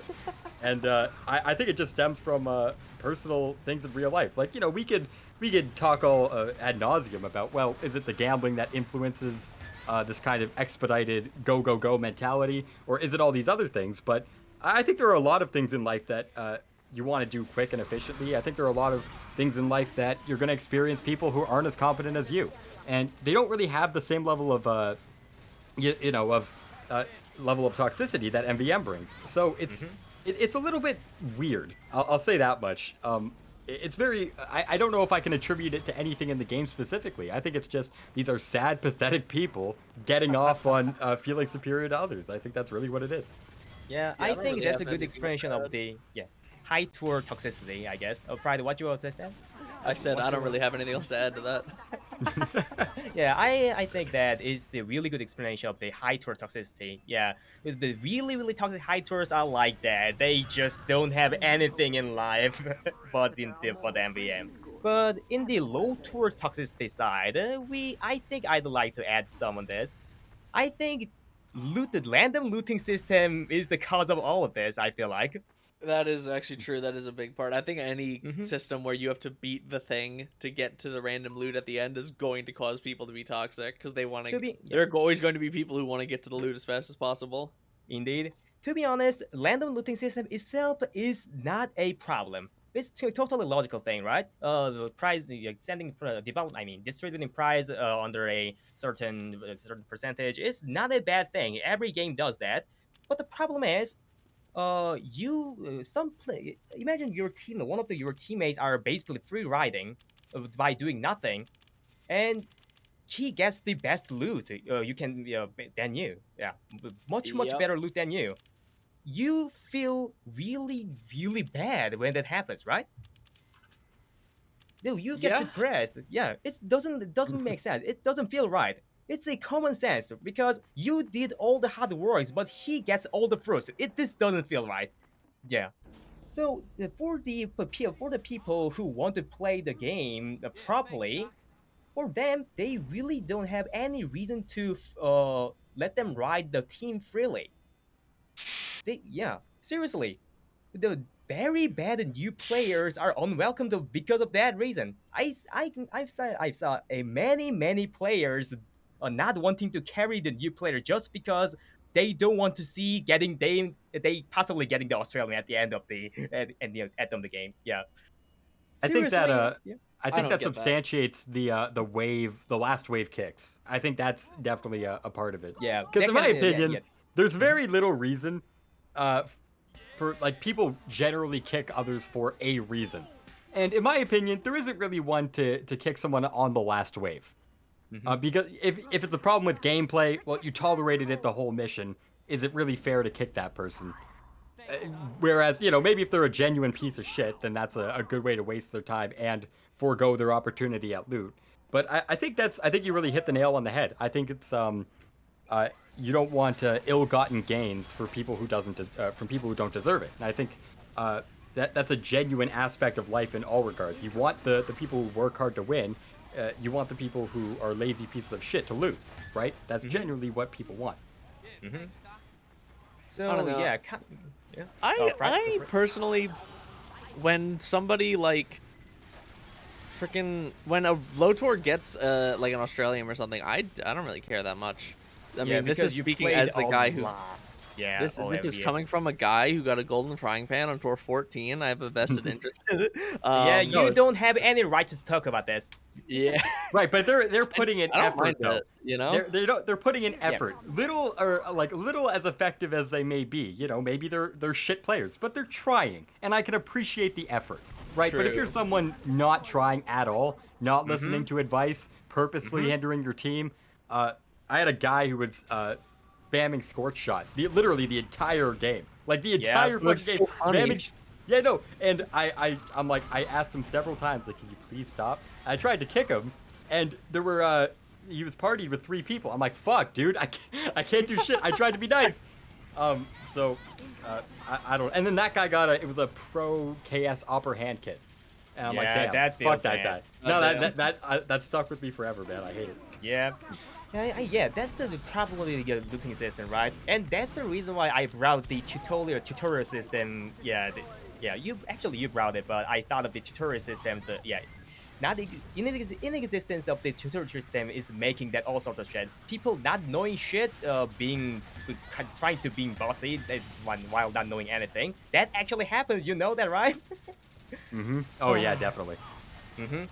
We talk a lot about high tour toxicity, but I think low tour toxicity it does exist, and you don't want to really say that because low tours are seen as like these innocent little babies that you have to you have to make sure their experience is as good as possible so the player base keeps growing. But the reality is, a lot of these people are pieces of shit. Okay, and you can admit that. You can admit that. Yes, just because you're inexperienced doesn't give you a free pass on being an asshole. And, that's just the underdogma. It shouldn't happen. Yeah, yeah, you exactly. Consider low tours like that. Yeah. They are not innocent. They are just a boring ass players. And high tours are too. They are just boring ass players, bland, without specific attributes or something. They are just bland person. You shouldn't give them any credit for just being a low tour or high tour. Just play with them and think about them. That's it. It's not an indignation of someone's morality if whether you play a video game a lot or not. It's more so how you respond to the situation at hand. Like, I am inexperienced. How do I react to this? I am overtly experienced. How do I help this team or not? And I think that's kind of the way it is. So all I'd say is don't judge a person's worth by their tour count. You can make assumptions as to whether or not they're good at the game, but assuming this person's going to be nice or this person's going to be a dick based purely on their tour count, I promise you'll be surprised more often than you won't be. So just don't fall into the underdogma, please, guys. That's it. I really want to say that because there are just way too many people trying to shit on high tour just being high tours, right? Just existing as a high tour, getting blamed is not a very fun experience. When we're actually trying to help new players a lot. Right. I think for the 3 of us, like whatever, the reason why I think it's good to have discussions like this is because all 3 of us have made videos talking about how to become better, how to alleviate the potential toxicity that you could experience. So that way, when you're hearing it from us, we're not toxic high tours, okay? We've done a substantial amount of effort into making sure that your guys' experience is as good as it can be. So just know, like, we're coming at this from a good place of heart. And but yeah, you'd be surprised at the amount of dogmatic appeals to numbers and different things you see on Reddit that exist out there. It's a big amount. I don't want to see if talk about that. That's the Reddit thing is a whole other story. Let's not talk about that. Yeah, Reddit, you Alrighty. get downvoted if you say like, well, were you doing anything wrong in this situation? All right, then Yeah. let's that wrap great. this toxicity the discussion with this final question. Is there any good way to solve or compensate this issue? I kind of think it's intrinsic to the way the game is designed. Like I said, as long as there is a loot system, there are going to be people who are toxic because they want to get to the end. So I'm not too sure. There might be ways to alleviate some of it, but you're never going to get rid of all of it. I also think though, like, a lot of it's coming from people who are fully fun focused, right? So like hating people for the gas passer, well, it does serve the end of getting to the loot faster, right? So True. there's real no genuine reason to actually hate people who use it, but people do. So there's a variety of reasons to take note of here. I think personally the best thing people can do is look at where the sources of the toxicity come from, and try your best to alleviate that. So I would say a good thing to do is, all the man, if hypers. you want to make MVM content that helps the community, fucking start doing it, man. Fucking Yeah, like go go for for it. There's no one there's is, so little trying amount. to Like stop it. you have the 3 in the world that have ever done it here besides underscore. Yeah, you have ever made yeah. Besides, like we're the only people. Okay, this game is this. I don't It's want been a that. game mode for 10 years straight. Okay, there's a lot of advice that could be given, and if you want to help out, man, like a lot of this toxicity and a lot of this vitriol comes from incompetence. So the best thing that you can do to alleviate the potential incompetence that can spawn among new players, just make content, dude. Or help a new player whenever you can. Just stop the potential inadequacies at the source. That's alright. that'd be my goal. Yeah. Yeah, that's it for the high tours. And for the low tours, I want to talk about this. Yeah. So please, at least learn about the basics of MVM. The very, very basic knowledge of MVM before jumping in. You don't need to watch 30-minute long the long guys over and over before even start the game. You just need to know that certain things that you shouldn't do, like shooting medics, just air blast and center busters away, or upgrading a health regen or that kind of bad things, right? So those very basic things will help you significantly, and if you know that, the people will not going to mess around with you that much, right? You know the basics, and there's nothing much to say. So please don't start the MVM without the very basics. Try to learn the basic and start it, please. That's really all that I want to say to the new players. And please don't feel so bad when you get kicked, because when you get kicked with not enough reason, it's because they are bad. They are Because toxic, and yeah, you're innocent. they Yeah. suck, So not you. yeah, don't feel bad. Just be yeah. Have courage. Have courage. Most of the people, like I said, 90% plus of the people are good and chill in MBM. So feel free to jump in after learning some basics of MBM. All right. I also Okay. say just master the art of not giving a fuck what people say. That's what I would say. Or hang on, I should qualify that. I think you should care if they're offering you advice. But if people get kicked, don't be like, oh damn, I got kicked, man. Like this game mode sucks. Like just queue again, and maybe next game will be different. Mm-hmm. And then all it takes is one more game to like get the train rolling, and you'll start having more fun. Yeah, don't make the hasty generalization. Yeah, you haven't even played. Yeah, you haven't scratched the surface of this game mode. I don't mean that you need to play a 100 plus games in order to evaluate the value of this game mode. But yeah, with 1 or 2 game and saying that game mode is shit, I don't think that's a really logical decision. I guess. Yeah, so feel free to give it a shot. Of course, after learning the basics. All right. Maybe I should try to make the 5 minute basics of the basic MBM guys. That I would think that'd be help cool. people a lot. Yep. I Five think the minute video more is resources, much better, the better. right? Mhm. Yeah. All right. Yeah. I think that's it for the heavily, the hottest the discussion. Yeah, done. I guess. Wow, the toxicity issue that went over an hour. Jesus Christ, we have Yep. a lot of things to talk about, right? It's a big topic. Alrighty then. Yep. Good topic, and this topic is even better. And chat will love this. I am sure about this. Let's brainstorm the ideas about new MVM update. It will not happen. I know, most likely True. not happen, but Definitely we can not. at least dream of, right? New I maps, I new think loops, patches new are systems. potential. We could I potentially get know, some but patches, but still at least we can dream of something. So we can at least make some list of things like a Christmas list, something, right? Well, yeah, thinking of something that might happen isn't going to, kill you, unless you're getting obsessed with it, right? So, Yeah. are you ready for that? Yeah, I'm fine. I'm ready. All right.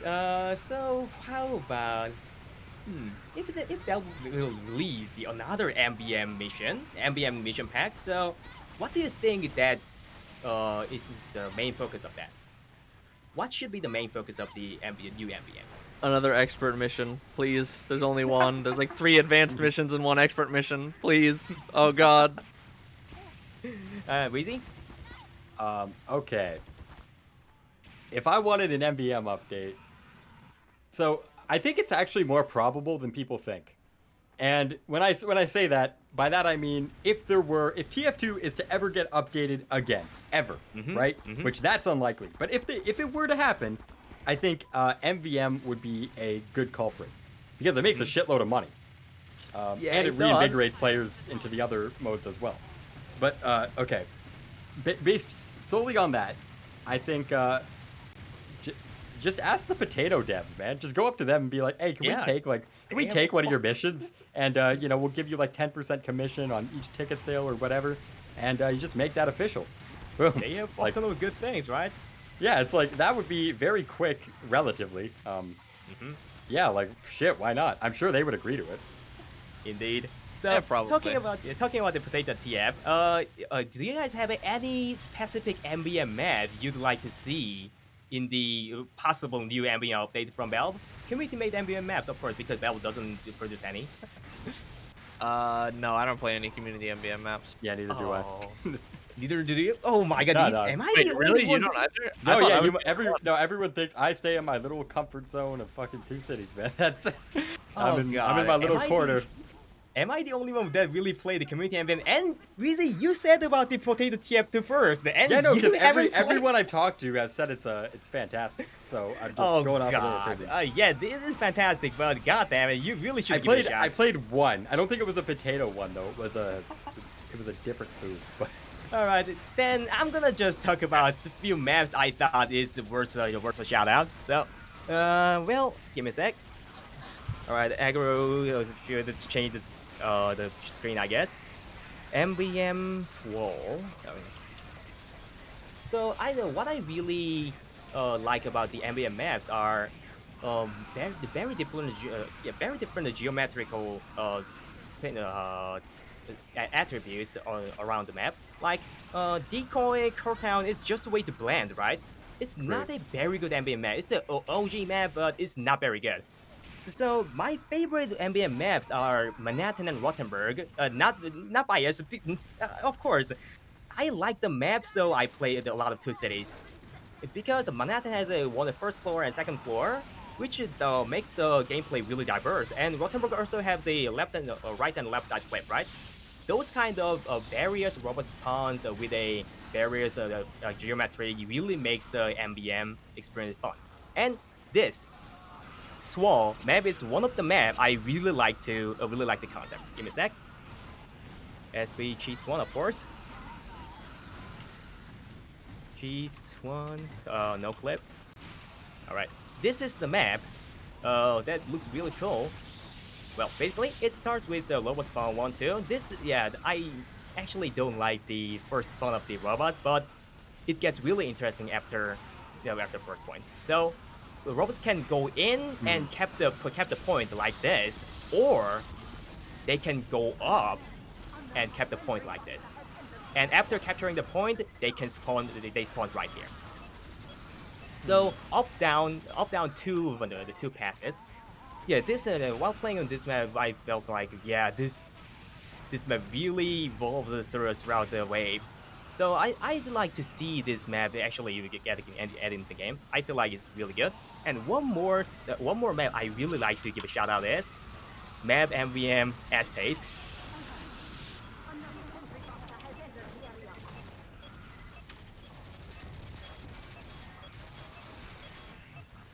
Oh God, what is happening? I like the Oh. aesthetic too. We need a snow map MVM. We do it. We do 100%. There's Oh, too give me a much sec. green. What is? Oh, okay, please. Oh yeah, map estate, please. Let me join. Okay. All right, estate. Aggro. Once again. One more time. SVH1, no clip. Aggro. So this is the map I loved when I'm playing on the not the real rampage, the anniversary annihilation. The potato. This map has 3 routes. Left routes are pretty decent and it's straightforward. And this is the front line robot spawn. And right side pass is also very straightforward. But yeah, it has a lot of ammo kits around and a lot of corners you can set up the center nest. So it's really cool. But the coolest part is the middle pass.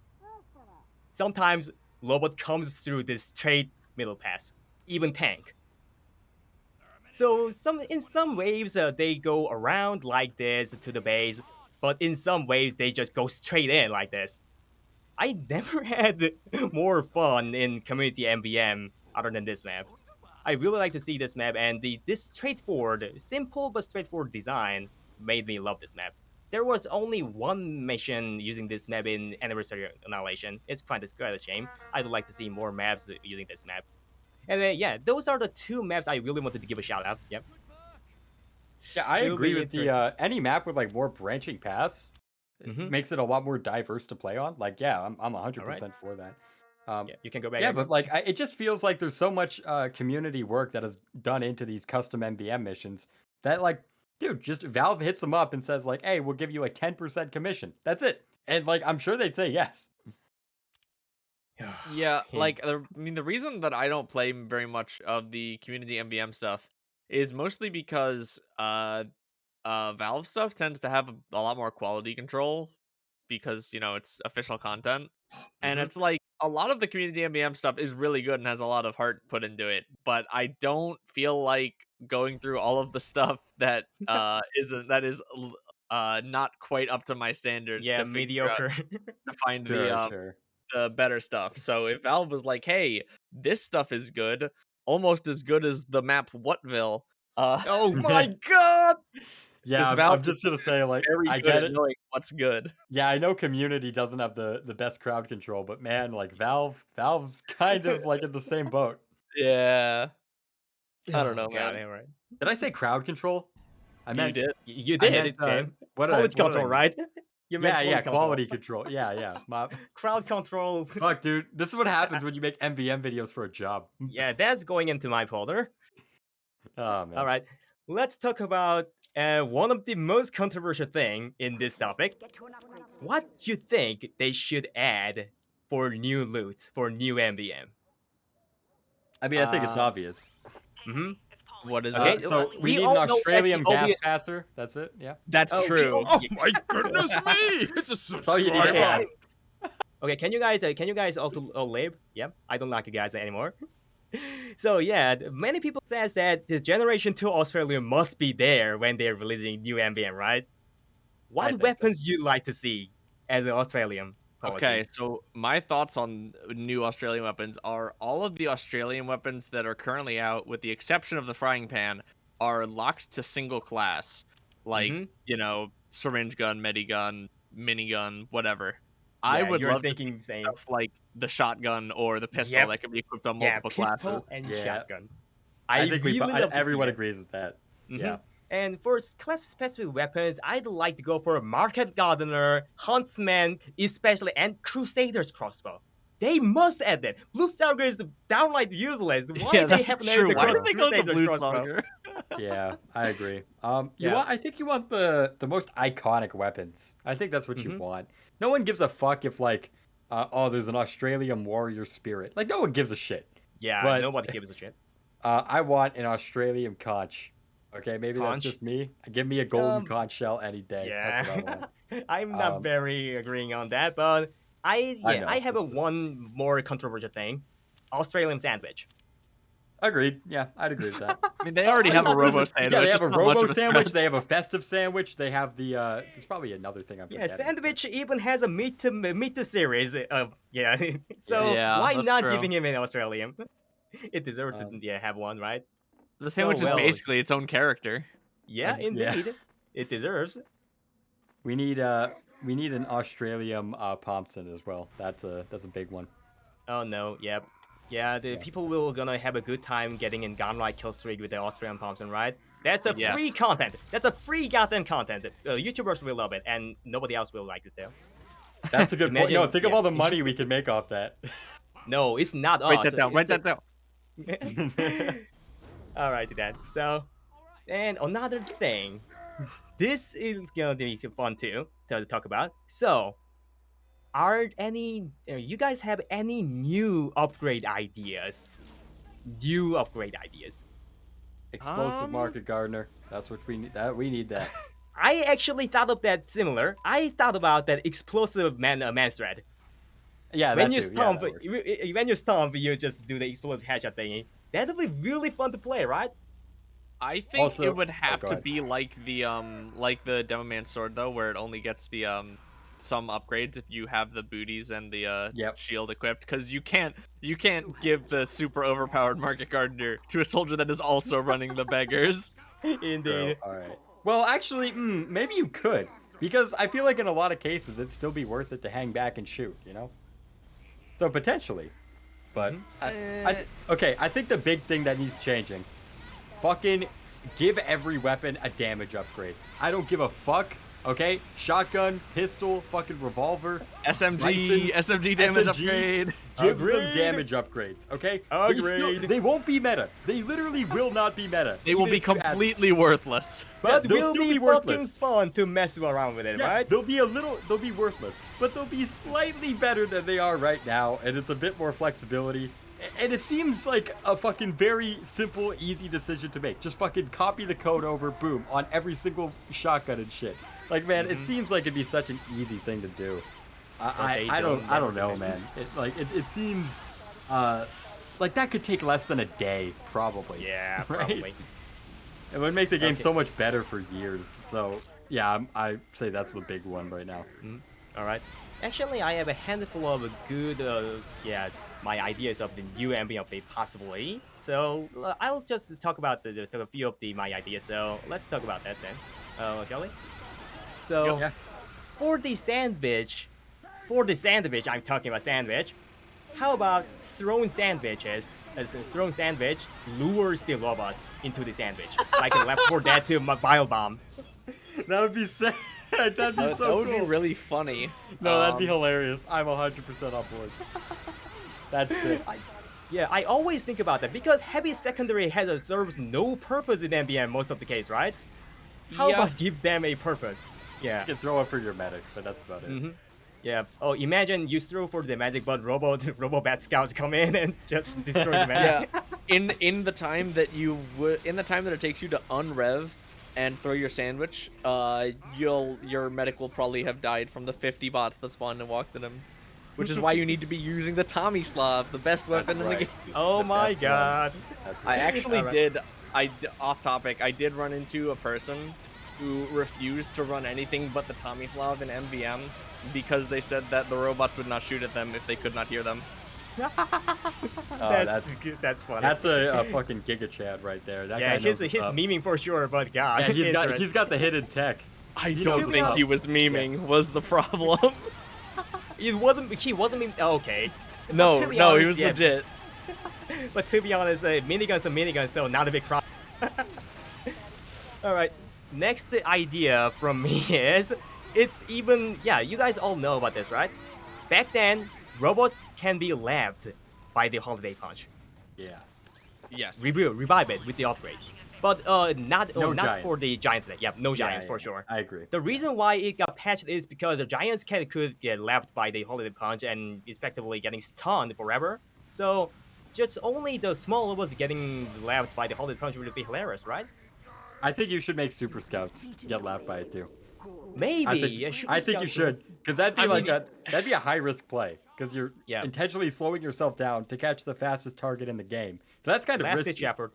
Yeah, like Yeah, the yeah. idea that you would even be able to melee him in the first place is so well, ridiculous that I want to see it. Yeah, but that's just it. It'd be so ridiculous, and it'd be very difficult that Indeed. being able to stop it in its tracks, I think that's a good reward. I think that'd be Yep. fair.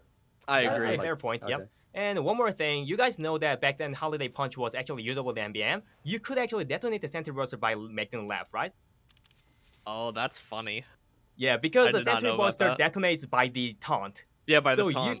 yeah, by forcing the taunt with the Holiday Punch, you could detonate the Sentry Buster Oh. instantly. Okay, that So makes sense. I really want to see that again. So I just thought of this Holiday Punch upgrade idea, and yeah, let's go for the next one. So, Medigun, all the Medigons, shield. How about make the shield detachable? So you can place down the shield at some point and move somewhere else.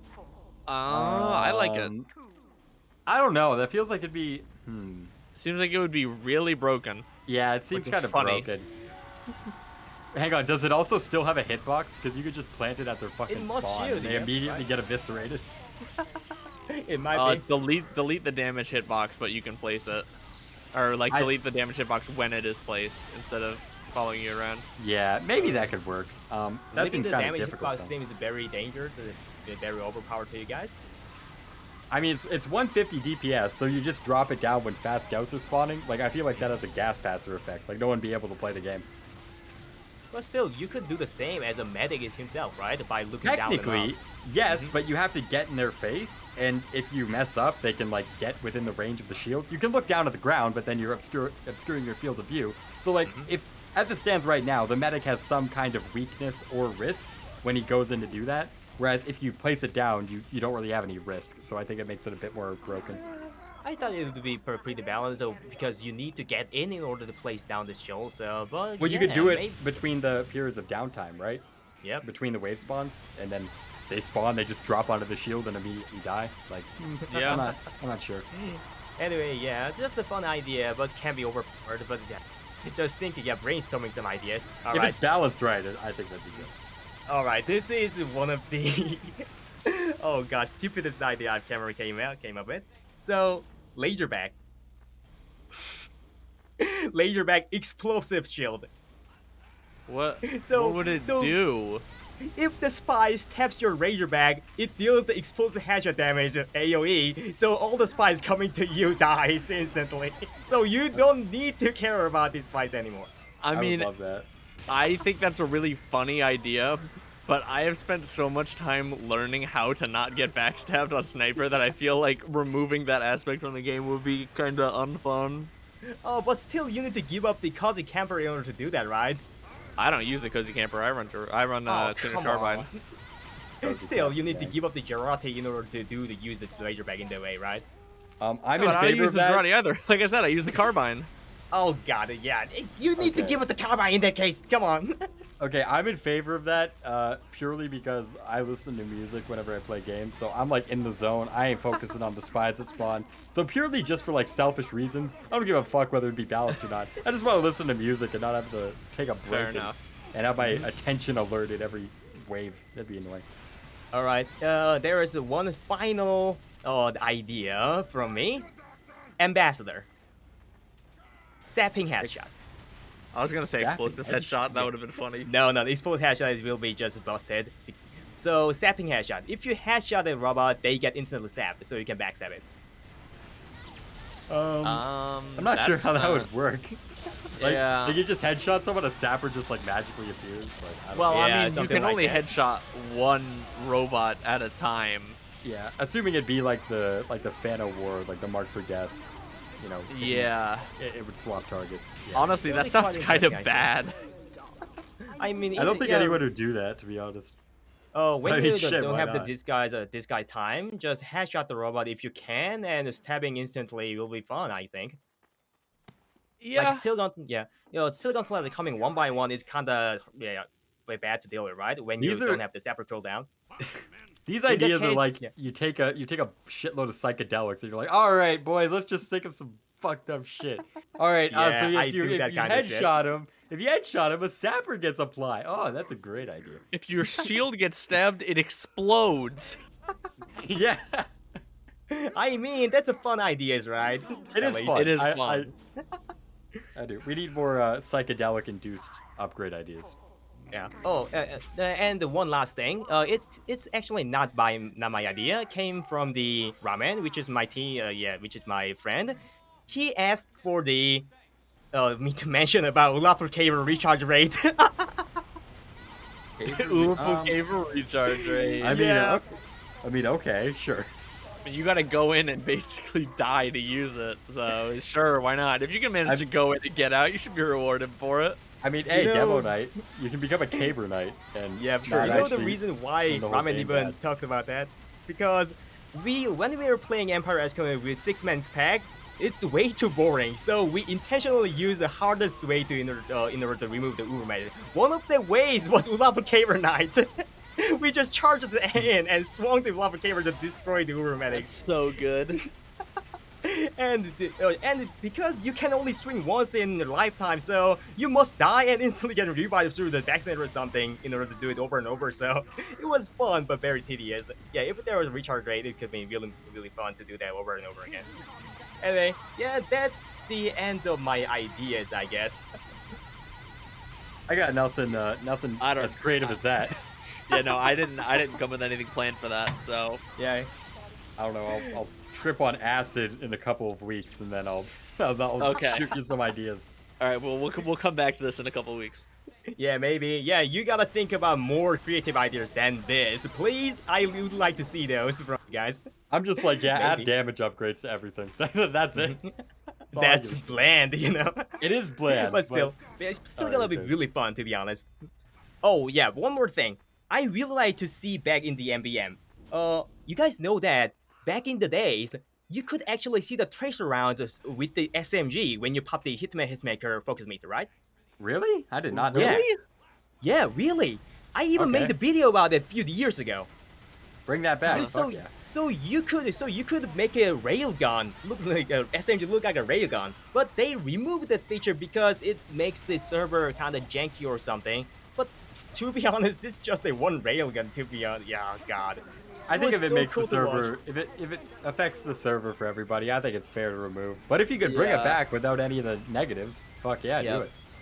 That's the one cosmetic factor I really want to see back in the MvM. Yeah, that's one of my nostalgia. What do you guys think? Yeah, what's your guys' opinion? Yeah, the nostalgic memories. What? Shit, No- nostalgia. Yeah. I don't know. I think everyone's first Aussie is nostalgic. I think that's it. Yeah, my first Aussie was nothing special. You know, got it on tour 14. Shut Wait, up. the pan shut was your up, first? Shut. No, Yeah, it was not. I got a couple from Two Cities first. Okay. My first was a 4-box on 2 cities, Tour 8, Manhattan, Black Box. That's it. I think mine was Yeah, a my- Tommy's Love. My first one is 6 tour 2 cities. Flame Store, I remember. And I haven't even saw the tour ending screen because it's hot glitched out. So I just escape from the main menu and click on the exclamation mark, and then oh fuck, that's Australian. How the fuck? Yeah, just sometimes how the glitches out. That's kind of annoying, right? You can't see Yeah. the bosses unboxing.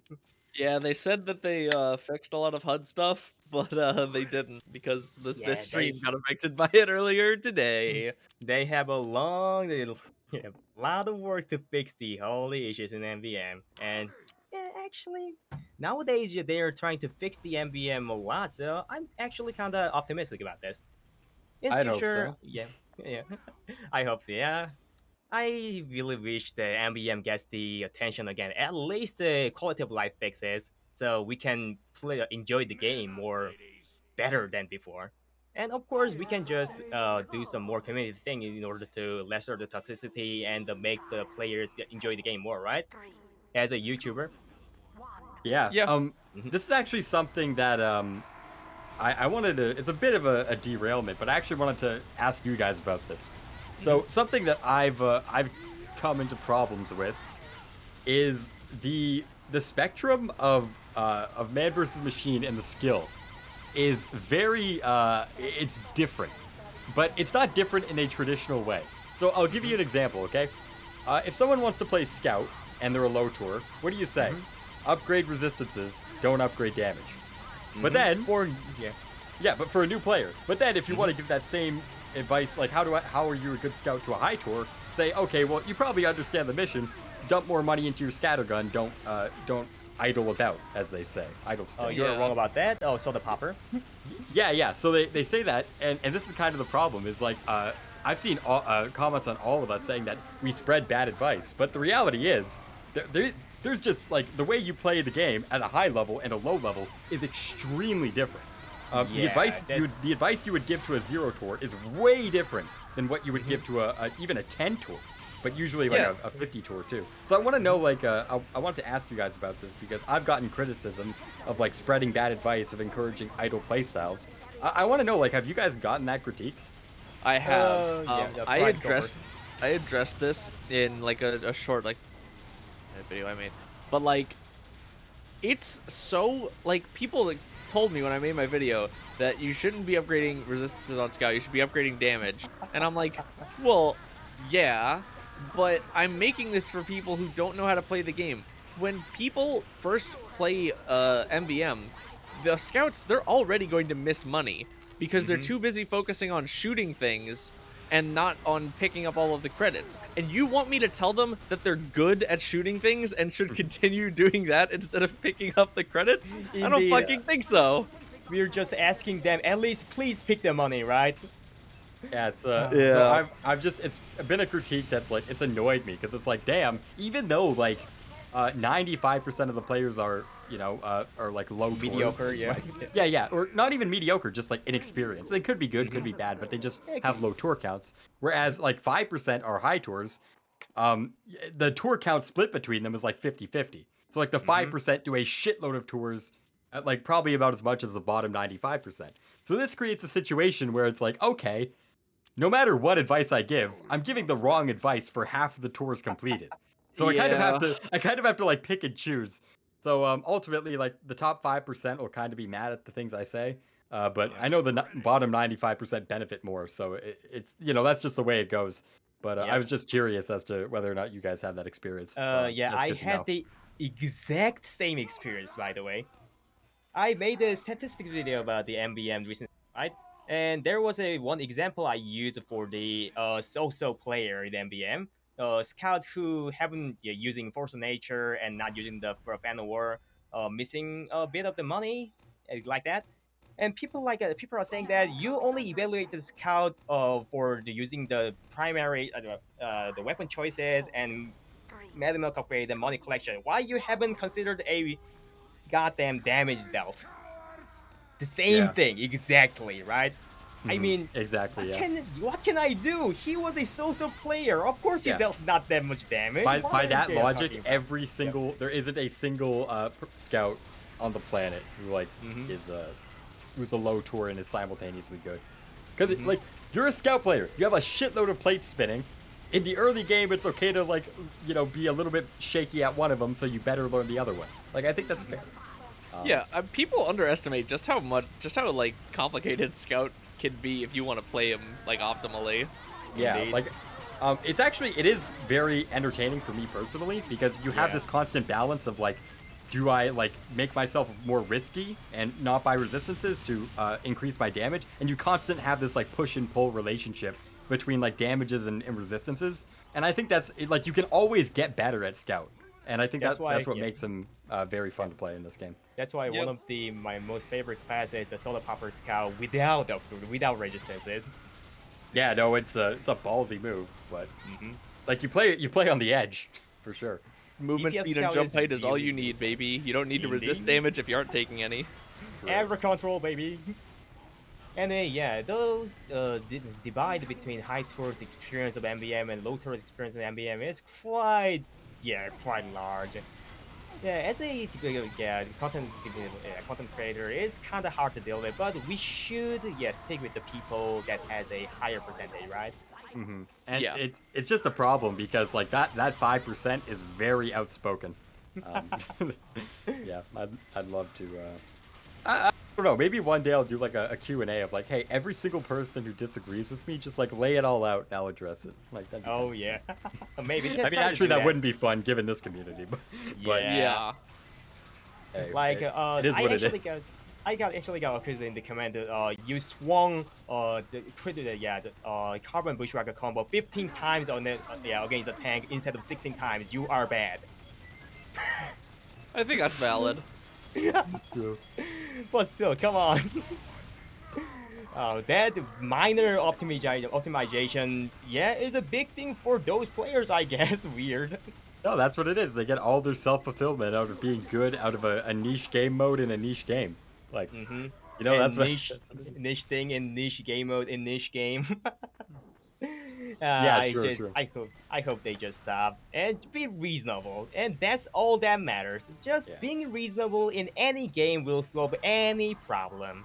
The way I look at it is it's just like, man, I feel like MvM, making content for this game mode, you have two extremes of the people who view every single piece of advice as elitism, and then you have the others on the other side of the spectrum where they're just fucking insane. Like, they're genuinely, like, unhinged. Yeah. And those people are always going to hate you, and it's like, you know, whatever. Because as long as you're making content that's good for the sensible 95%, yeah, you'll get along most of the time. It's just that 5%, very fucking noisy, and it could poison the well for sure. Oh yeah. Oh, definitely we gotta think out of a good way to deal with them. But still, we know that 90+ % of the people are good and chill, so we can just proceed.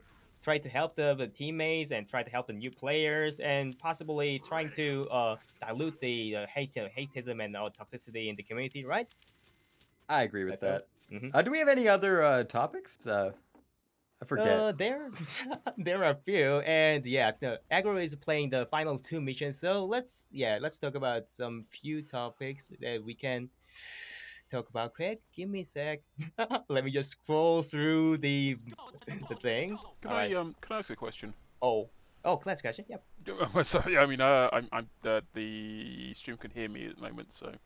Yeah, you guys have talked about like what you would add to the game in terms of players and the weapons and that kind of stuff. What would you, if you had control of like a future update for TF2 MvM, what would you add to the robot side to make the missions more fun? Ooh, okay. Okay, so is there any kind of robot you want to add in the MvM mission, or certain robots you want to fight against? Giant sniper. Giant sniper, yeah, No, that's one thing. That's Actually, genuinely what I'm thinking.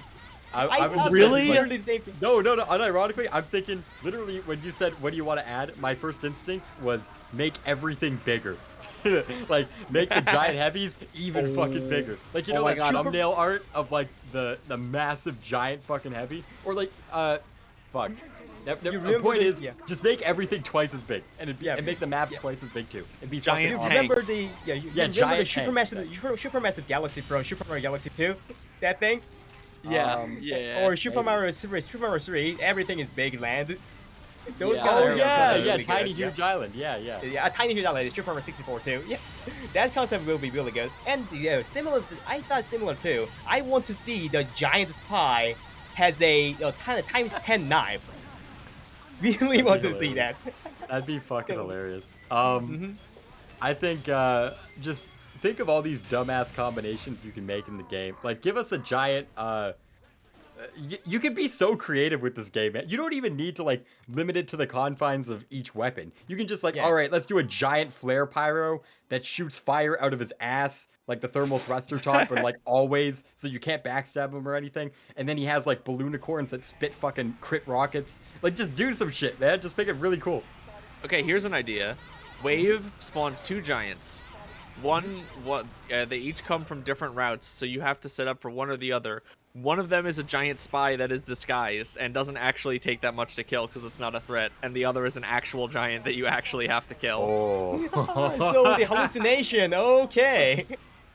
That Well, would I be really think fun people to would. I think people would catch on, but that's still an idea. Yeah, Well, it would people be are random trying which to- side is which. You'd have Yeah, to no, guess. I think genuinely just like take a look at like other video game bosses and like what do they do that's really fucking creative and just go ham, man. Just fucking do it. go mayhem with this, and that will be really fun experience. What if you had like a giant heavy that throws sandwiches, only instead they're bombs? Like boom, done. There's another one. Done. Yeah, that's a certain Nukrod in a different skin. And Yeah, as I'm exactly. saying, That's what I was in, thinking. in some custom missions, there were even market gardening base jumper soldiers, rocket that's actually jumping really market funny. gardening base jumper soldiers. One of the most incredible thing I've ever seen. And yeah, some in community MVMs, they even made the Devilman can shoot and detonate the sticky bomb properly. Yeah, the modders in this community is just way too awesome. They're just way too creative. Yeah. So please, you guys, give a shot for the April Fool's Day MVM events and Halloween and summer, the winter and community MVM. Please give a shot when you guys have a chance. They are really worth to play. And on top of that, you get a badge. Yeah. I think I'll make. I want to make a video on that. I think like a first impressions thing would be fun. All right. Yeah, give a shot for the community MVM, guys. It's not the something you should look over. And yeah, all that I hope for is Valve to acknowledge the situation and actually do something. Well, that's what everybody in the entire TF2 community is waiting for. Yeah, For indeed. acknowledgement of a lot of different situations. But still, they are trying to fix the MVM issues one by one. So I'm getting kind of optimistic now. They will fix Yeah, it. Yeah, I think we don't know like, when it will be. as somebody who has played way too much MVM, even though I would love to see an MVM update, I definitely think that it is not the thing that they should do first. There are other areas of the game that need that attention more. I Yeah. agree, but I think if there's anything that's financially lucrative enough for them to put their time and resources into, I think MVM has a good shot of being at the top of the list. That's Yeah. true, but I also don't want them to just focus on money. I agree. But I 100% still, agree. There are other areas that If need they are further gonna improvement. release a Australian Crusader crossbow for Generation 2 Australian, I can guarantee that you will play 3 tours per day. True. Yeah. I used to stream for 8 hours a day, playing like 3 tours a day. It was Yep. Crazy. something. I would just like pair myself with one of those fucking like those people that camp mecha engine and just like snipe, just idle rock snipe. I'd be like, hey, can I just like be your NG bitch and do like 8 Oh tours a day? god. I do that when I need to stay up. Like I have a buddy that like he does nothing but snipe. Does like 8 tours a day. He snipes on fucking Big Rock, and I'm like, hey, I need to stay up for 30 hours straight. I need a constant dopamine wheel. Could you guys just carry me? To be honest, There we go. those kind of Boosted fun high guys, tour, boys. Boosted high tour. Your accusations were right. fun guys are welcome. To be honest. Oh dear. Oh yeah. Oh god. Damn, we talked for 2 hours and 15 seconds about the only MVM. That's a long ass time. Yeah, What I do you mean agree. 15 seconds? Yeah. So, is But- there any final thing you want to talk towards the MVM community in general? MVM community, you suck. I hate you. Go die. Oh god, come on, this is the final question. Be serious. MVM community, I love you. You make me a shitload of money. I appreciate it. I will never quit. Yeah, You MVM are community. getting way too goddamn money focused, damn it. True. Oh, I God. appreciate it. I'm very happy. I'm shocked I'm in the position I'm in, and I want to. If any of my fans are watching, I just want to say I love every single one of you. And if any of the haters are watching, I love you even more. I promise you. It's great. It's I hate the word hater, by the way. I need to say detractor. That's more formal. Haters just sounds like Alright. a boomer fucking term, but All right. I love you one thing guys. Thank you. One thing I like to say towards the ambient community is 2 things. Well, being light-minded, please, because it's not as serious, and most of the players you meet will be a chill and easy player. So don't feel so bad. Don't think too deeply about this, any of this. All right. And one more thing, and this is the famous line from Bing Soy, right? Keep an open mind. Everything works only if you have enough skill and good teammates. So please try whatever you want. It'll gonna be fun experience. I promise. The famous My Big Soy favorite quote. quote. Yeah. We're My quoting favorite Big Soy quote. like he's fucking Socrates. Dude, my favorite He quote of is, all though. time: "Everything works as long as you have good teammates." Oh my god, that's hilarious. All right. Bing Soy is gonna be brought up in every fucking grade 10 history class from here on out. But that line was so good. You should admit it, right? It was good. Shout outs Yeah. to Bing Soy. We love him too. All right. Any final words, Fried? I don't know. Not particularly. Go watch my other videos, I guess. Oh, selfishly. Oh Yeah, God. Pride made a great video on Lazy Purple. It was great. I liked it. Thank you. All right. When's he I gonna make think the we're medic getting- video? Have you spoken to him? Has he confirmed that? I mean I haven't spoken with him. I don't know the Yeah. guy. I'm on my I don't think lazy he's gonna fucking ever drought. release it at this point. I mean Anime- he's working on it. I don't want to pressure I the trust guy. him. You I know? trust him. I trust I him. trust He's that a- it'll Yeah, be just- there just eventually. It, let- takes let him time have- for perfection, so I'll Just let him I'll have leave all him the be. time he need. Yeah, all right. We don't want to enforce him to make a video. We shouldn't. All right. Anyway, that's about it for today's podcast, I guess. All right, that We was talked sick. I basically like every that. topic we can talk about, right? The world first MvM podcast. Mm-hmm. Is it the world's first? I don't know about that Okay, one. we gotta say it's the world's first. Yeah, Oh, it's okay. a word first. Yep. And hopefully You're the right. We world's don't last. know the prior ones, though. To be It's honest, whoever yeah. says that they did it first did it first. Yeah. To be honest, the podcast only exclusively talking about the MVM. Yeah, it's a first, I think. I never heard of anything it happened like before. And So even if well. it isn't, hey, just advertise it. All right, it's Mhm. it's good marketing. That's what it is. Yeah, that's true. Marketing all the way, baby. Get that money. It's called Be clickbait. proud, guys. You guys are the one of the 3 people, including me. We are the 3 people that happen to do the MBM exclusive podcast in the world. World's first. It's Yeah. world's first. hmm That's going into my folder. There we go. Oh no! Once again. All right. And on that That's night, it, I guess. thank Yep. you very much. Alright. DeWill, Pride _ and Weezer fan, thank you very much for being here, for appreciate doing it. the world's first MVM podcast. World first. World first. Yeah, no, that was great. I appreciate it. I want to thank everyone for watching. There are like what 100 viewers. Like that's Yep. pretty fucking good. Yeah, Yeah, We that's got well- some viewers. We got some viewers. yeah, that's pretty damn good for a MVM podcast for sure. Yeah, shout out to everybody who subscribed during this as well, and everyone who raided. We got a raid from a big one from Seasonal Season Lander. Lander. Yeah, Season Lander. Yeah. so Such a I'm good gonna pick. go back and watch their content now. Yeah. Um, Thank you everybody for tuning in to DeWill and Wheezy talk about MVM, and Pride is also there in the background Pride sometimes. is also there. Nice one. And- All right, guys. Yeah, See you, final James, final everyone. line. Right. Yep. Thank you for letting have this chance, Aggro, and I appreciate all of you coming in and yes. So well, have a good one, and see you guys later. Have a Yeah. nice day, guys. Goodbye. See ya. See ya. Peace.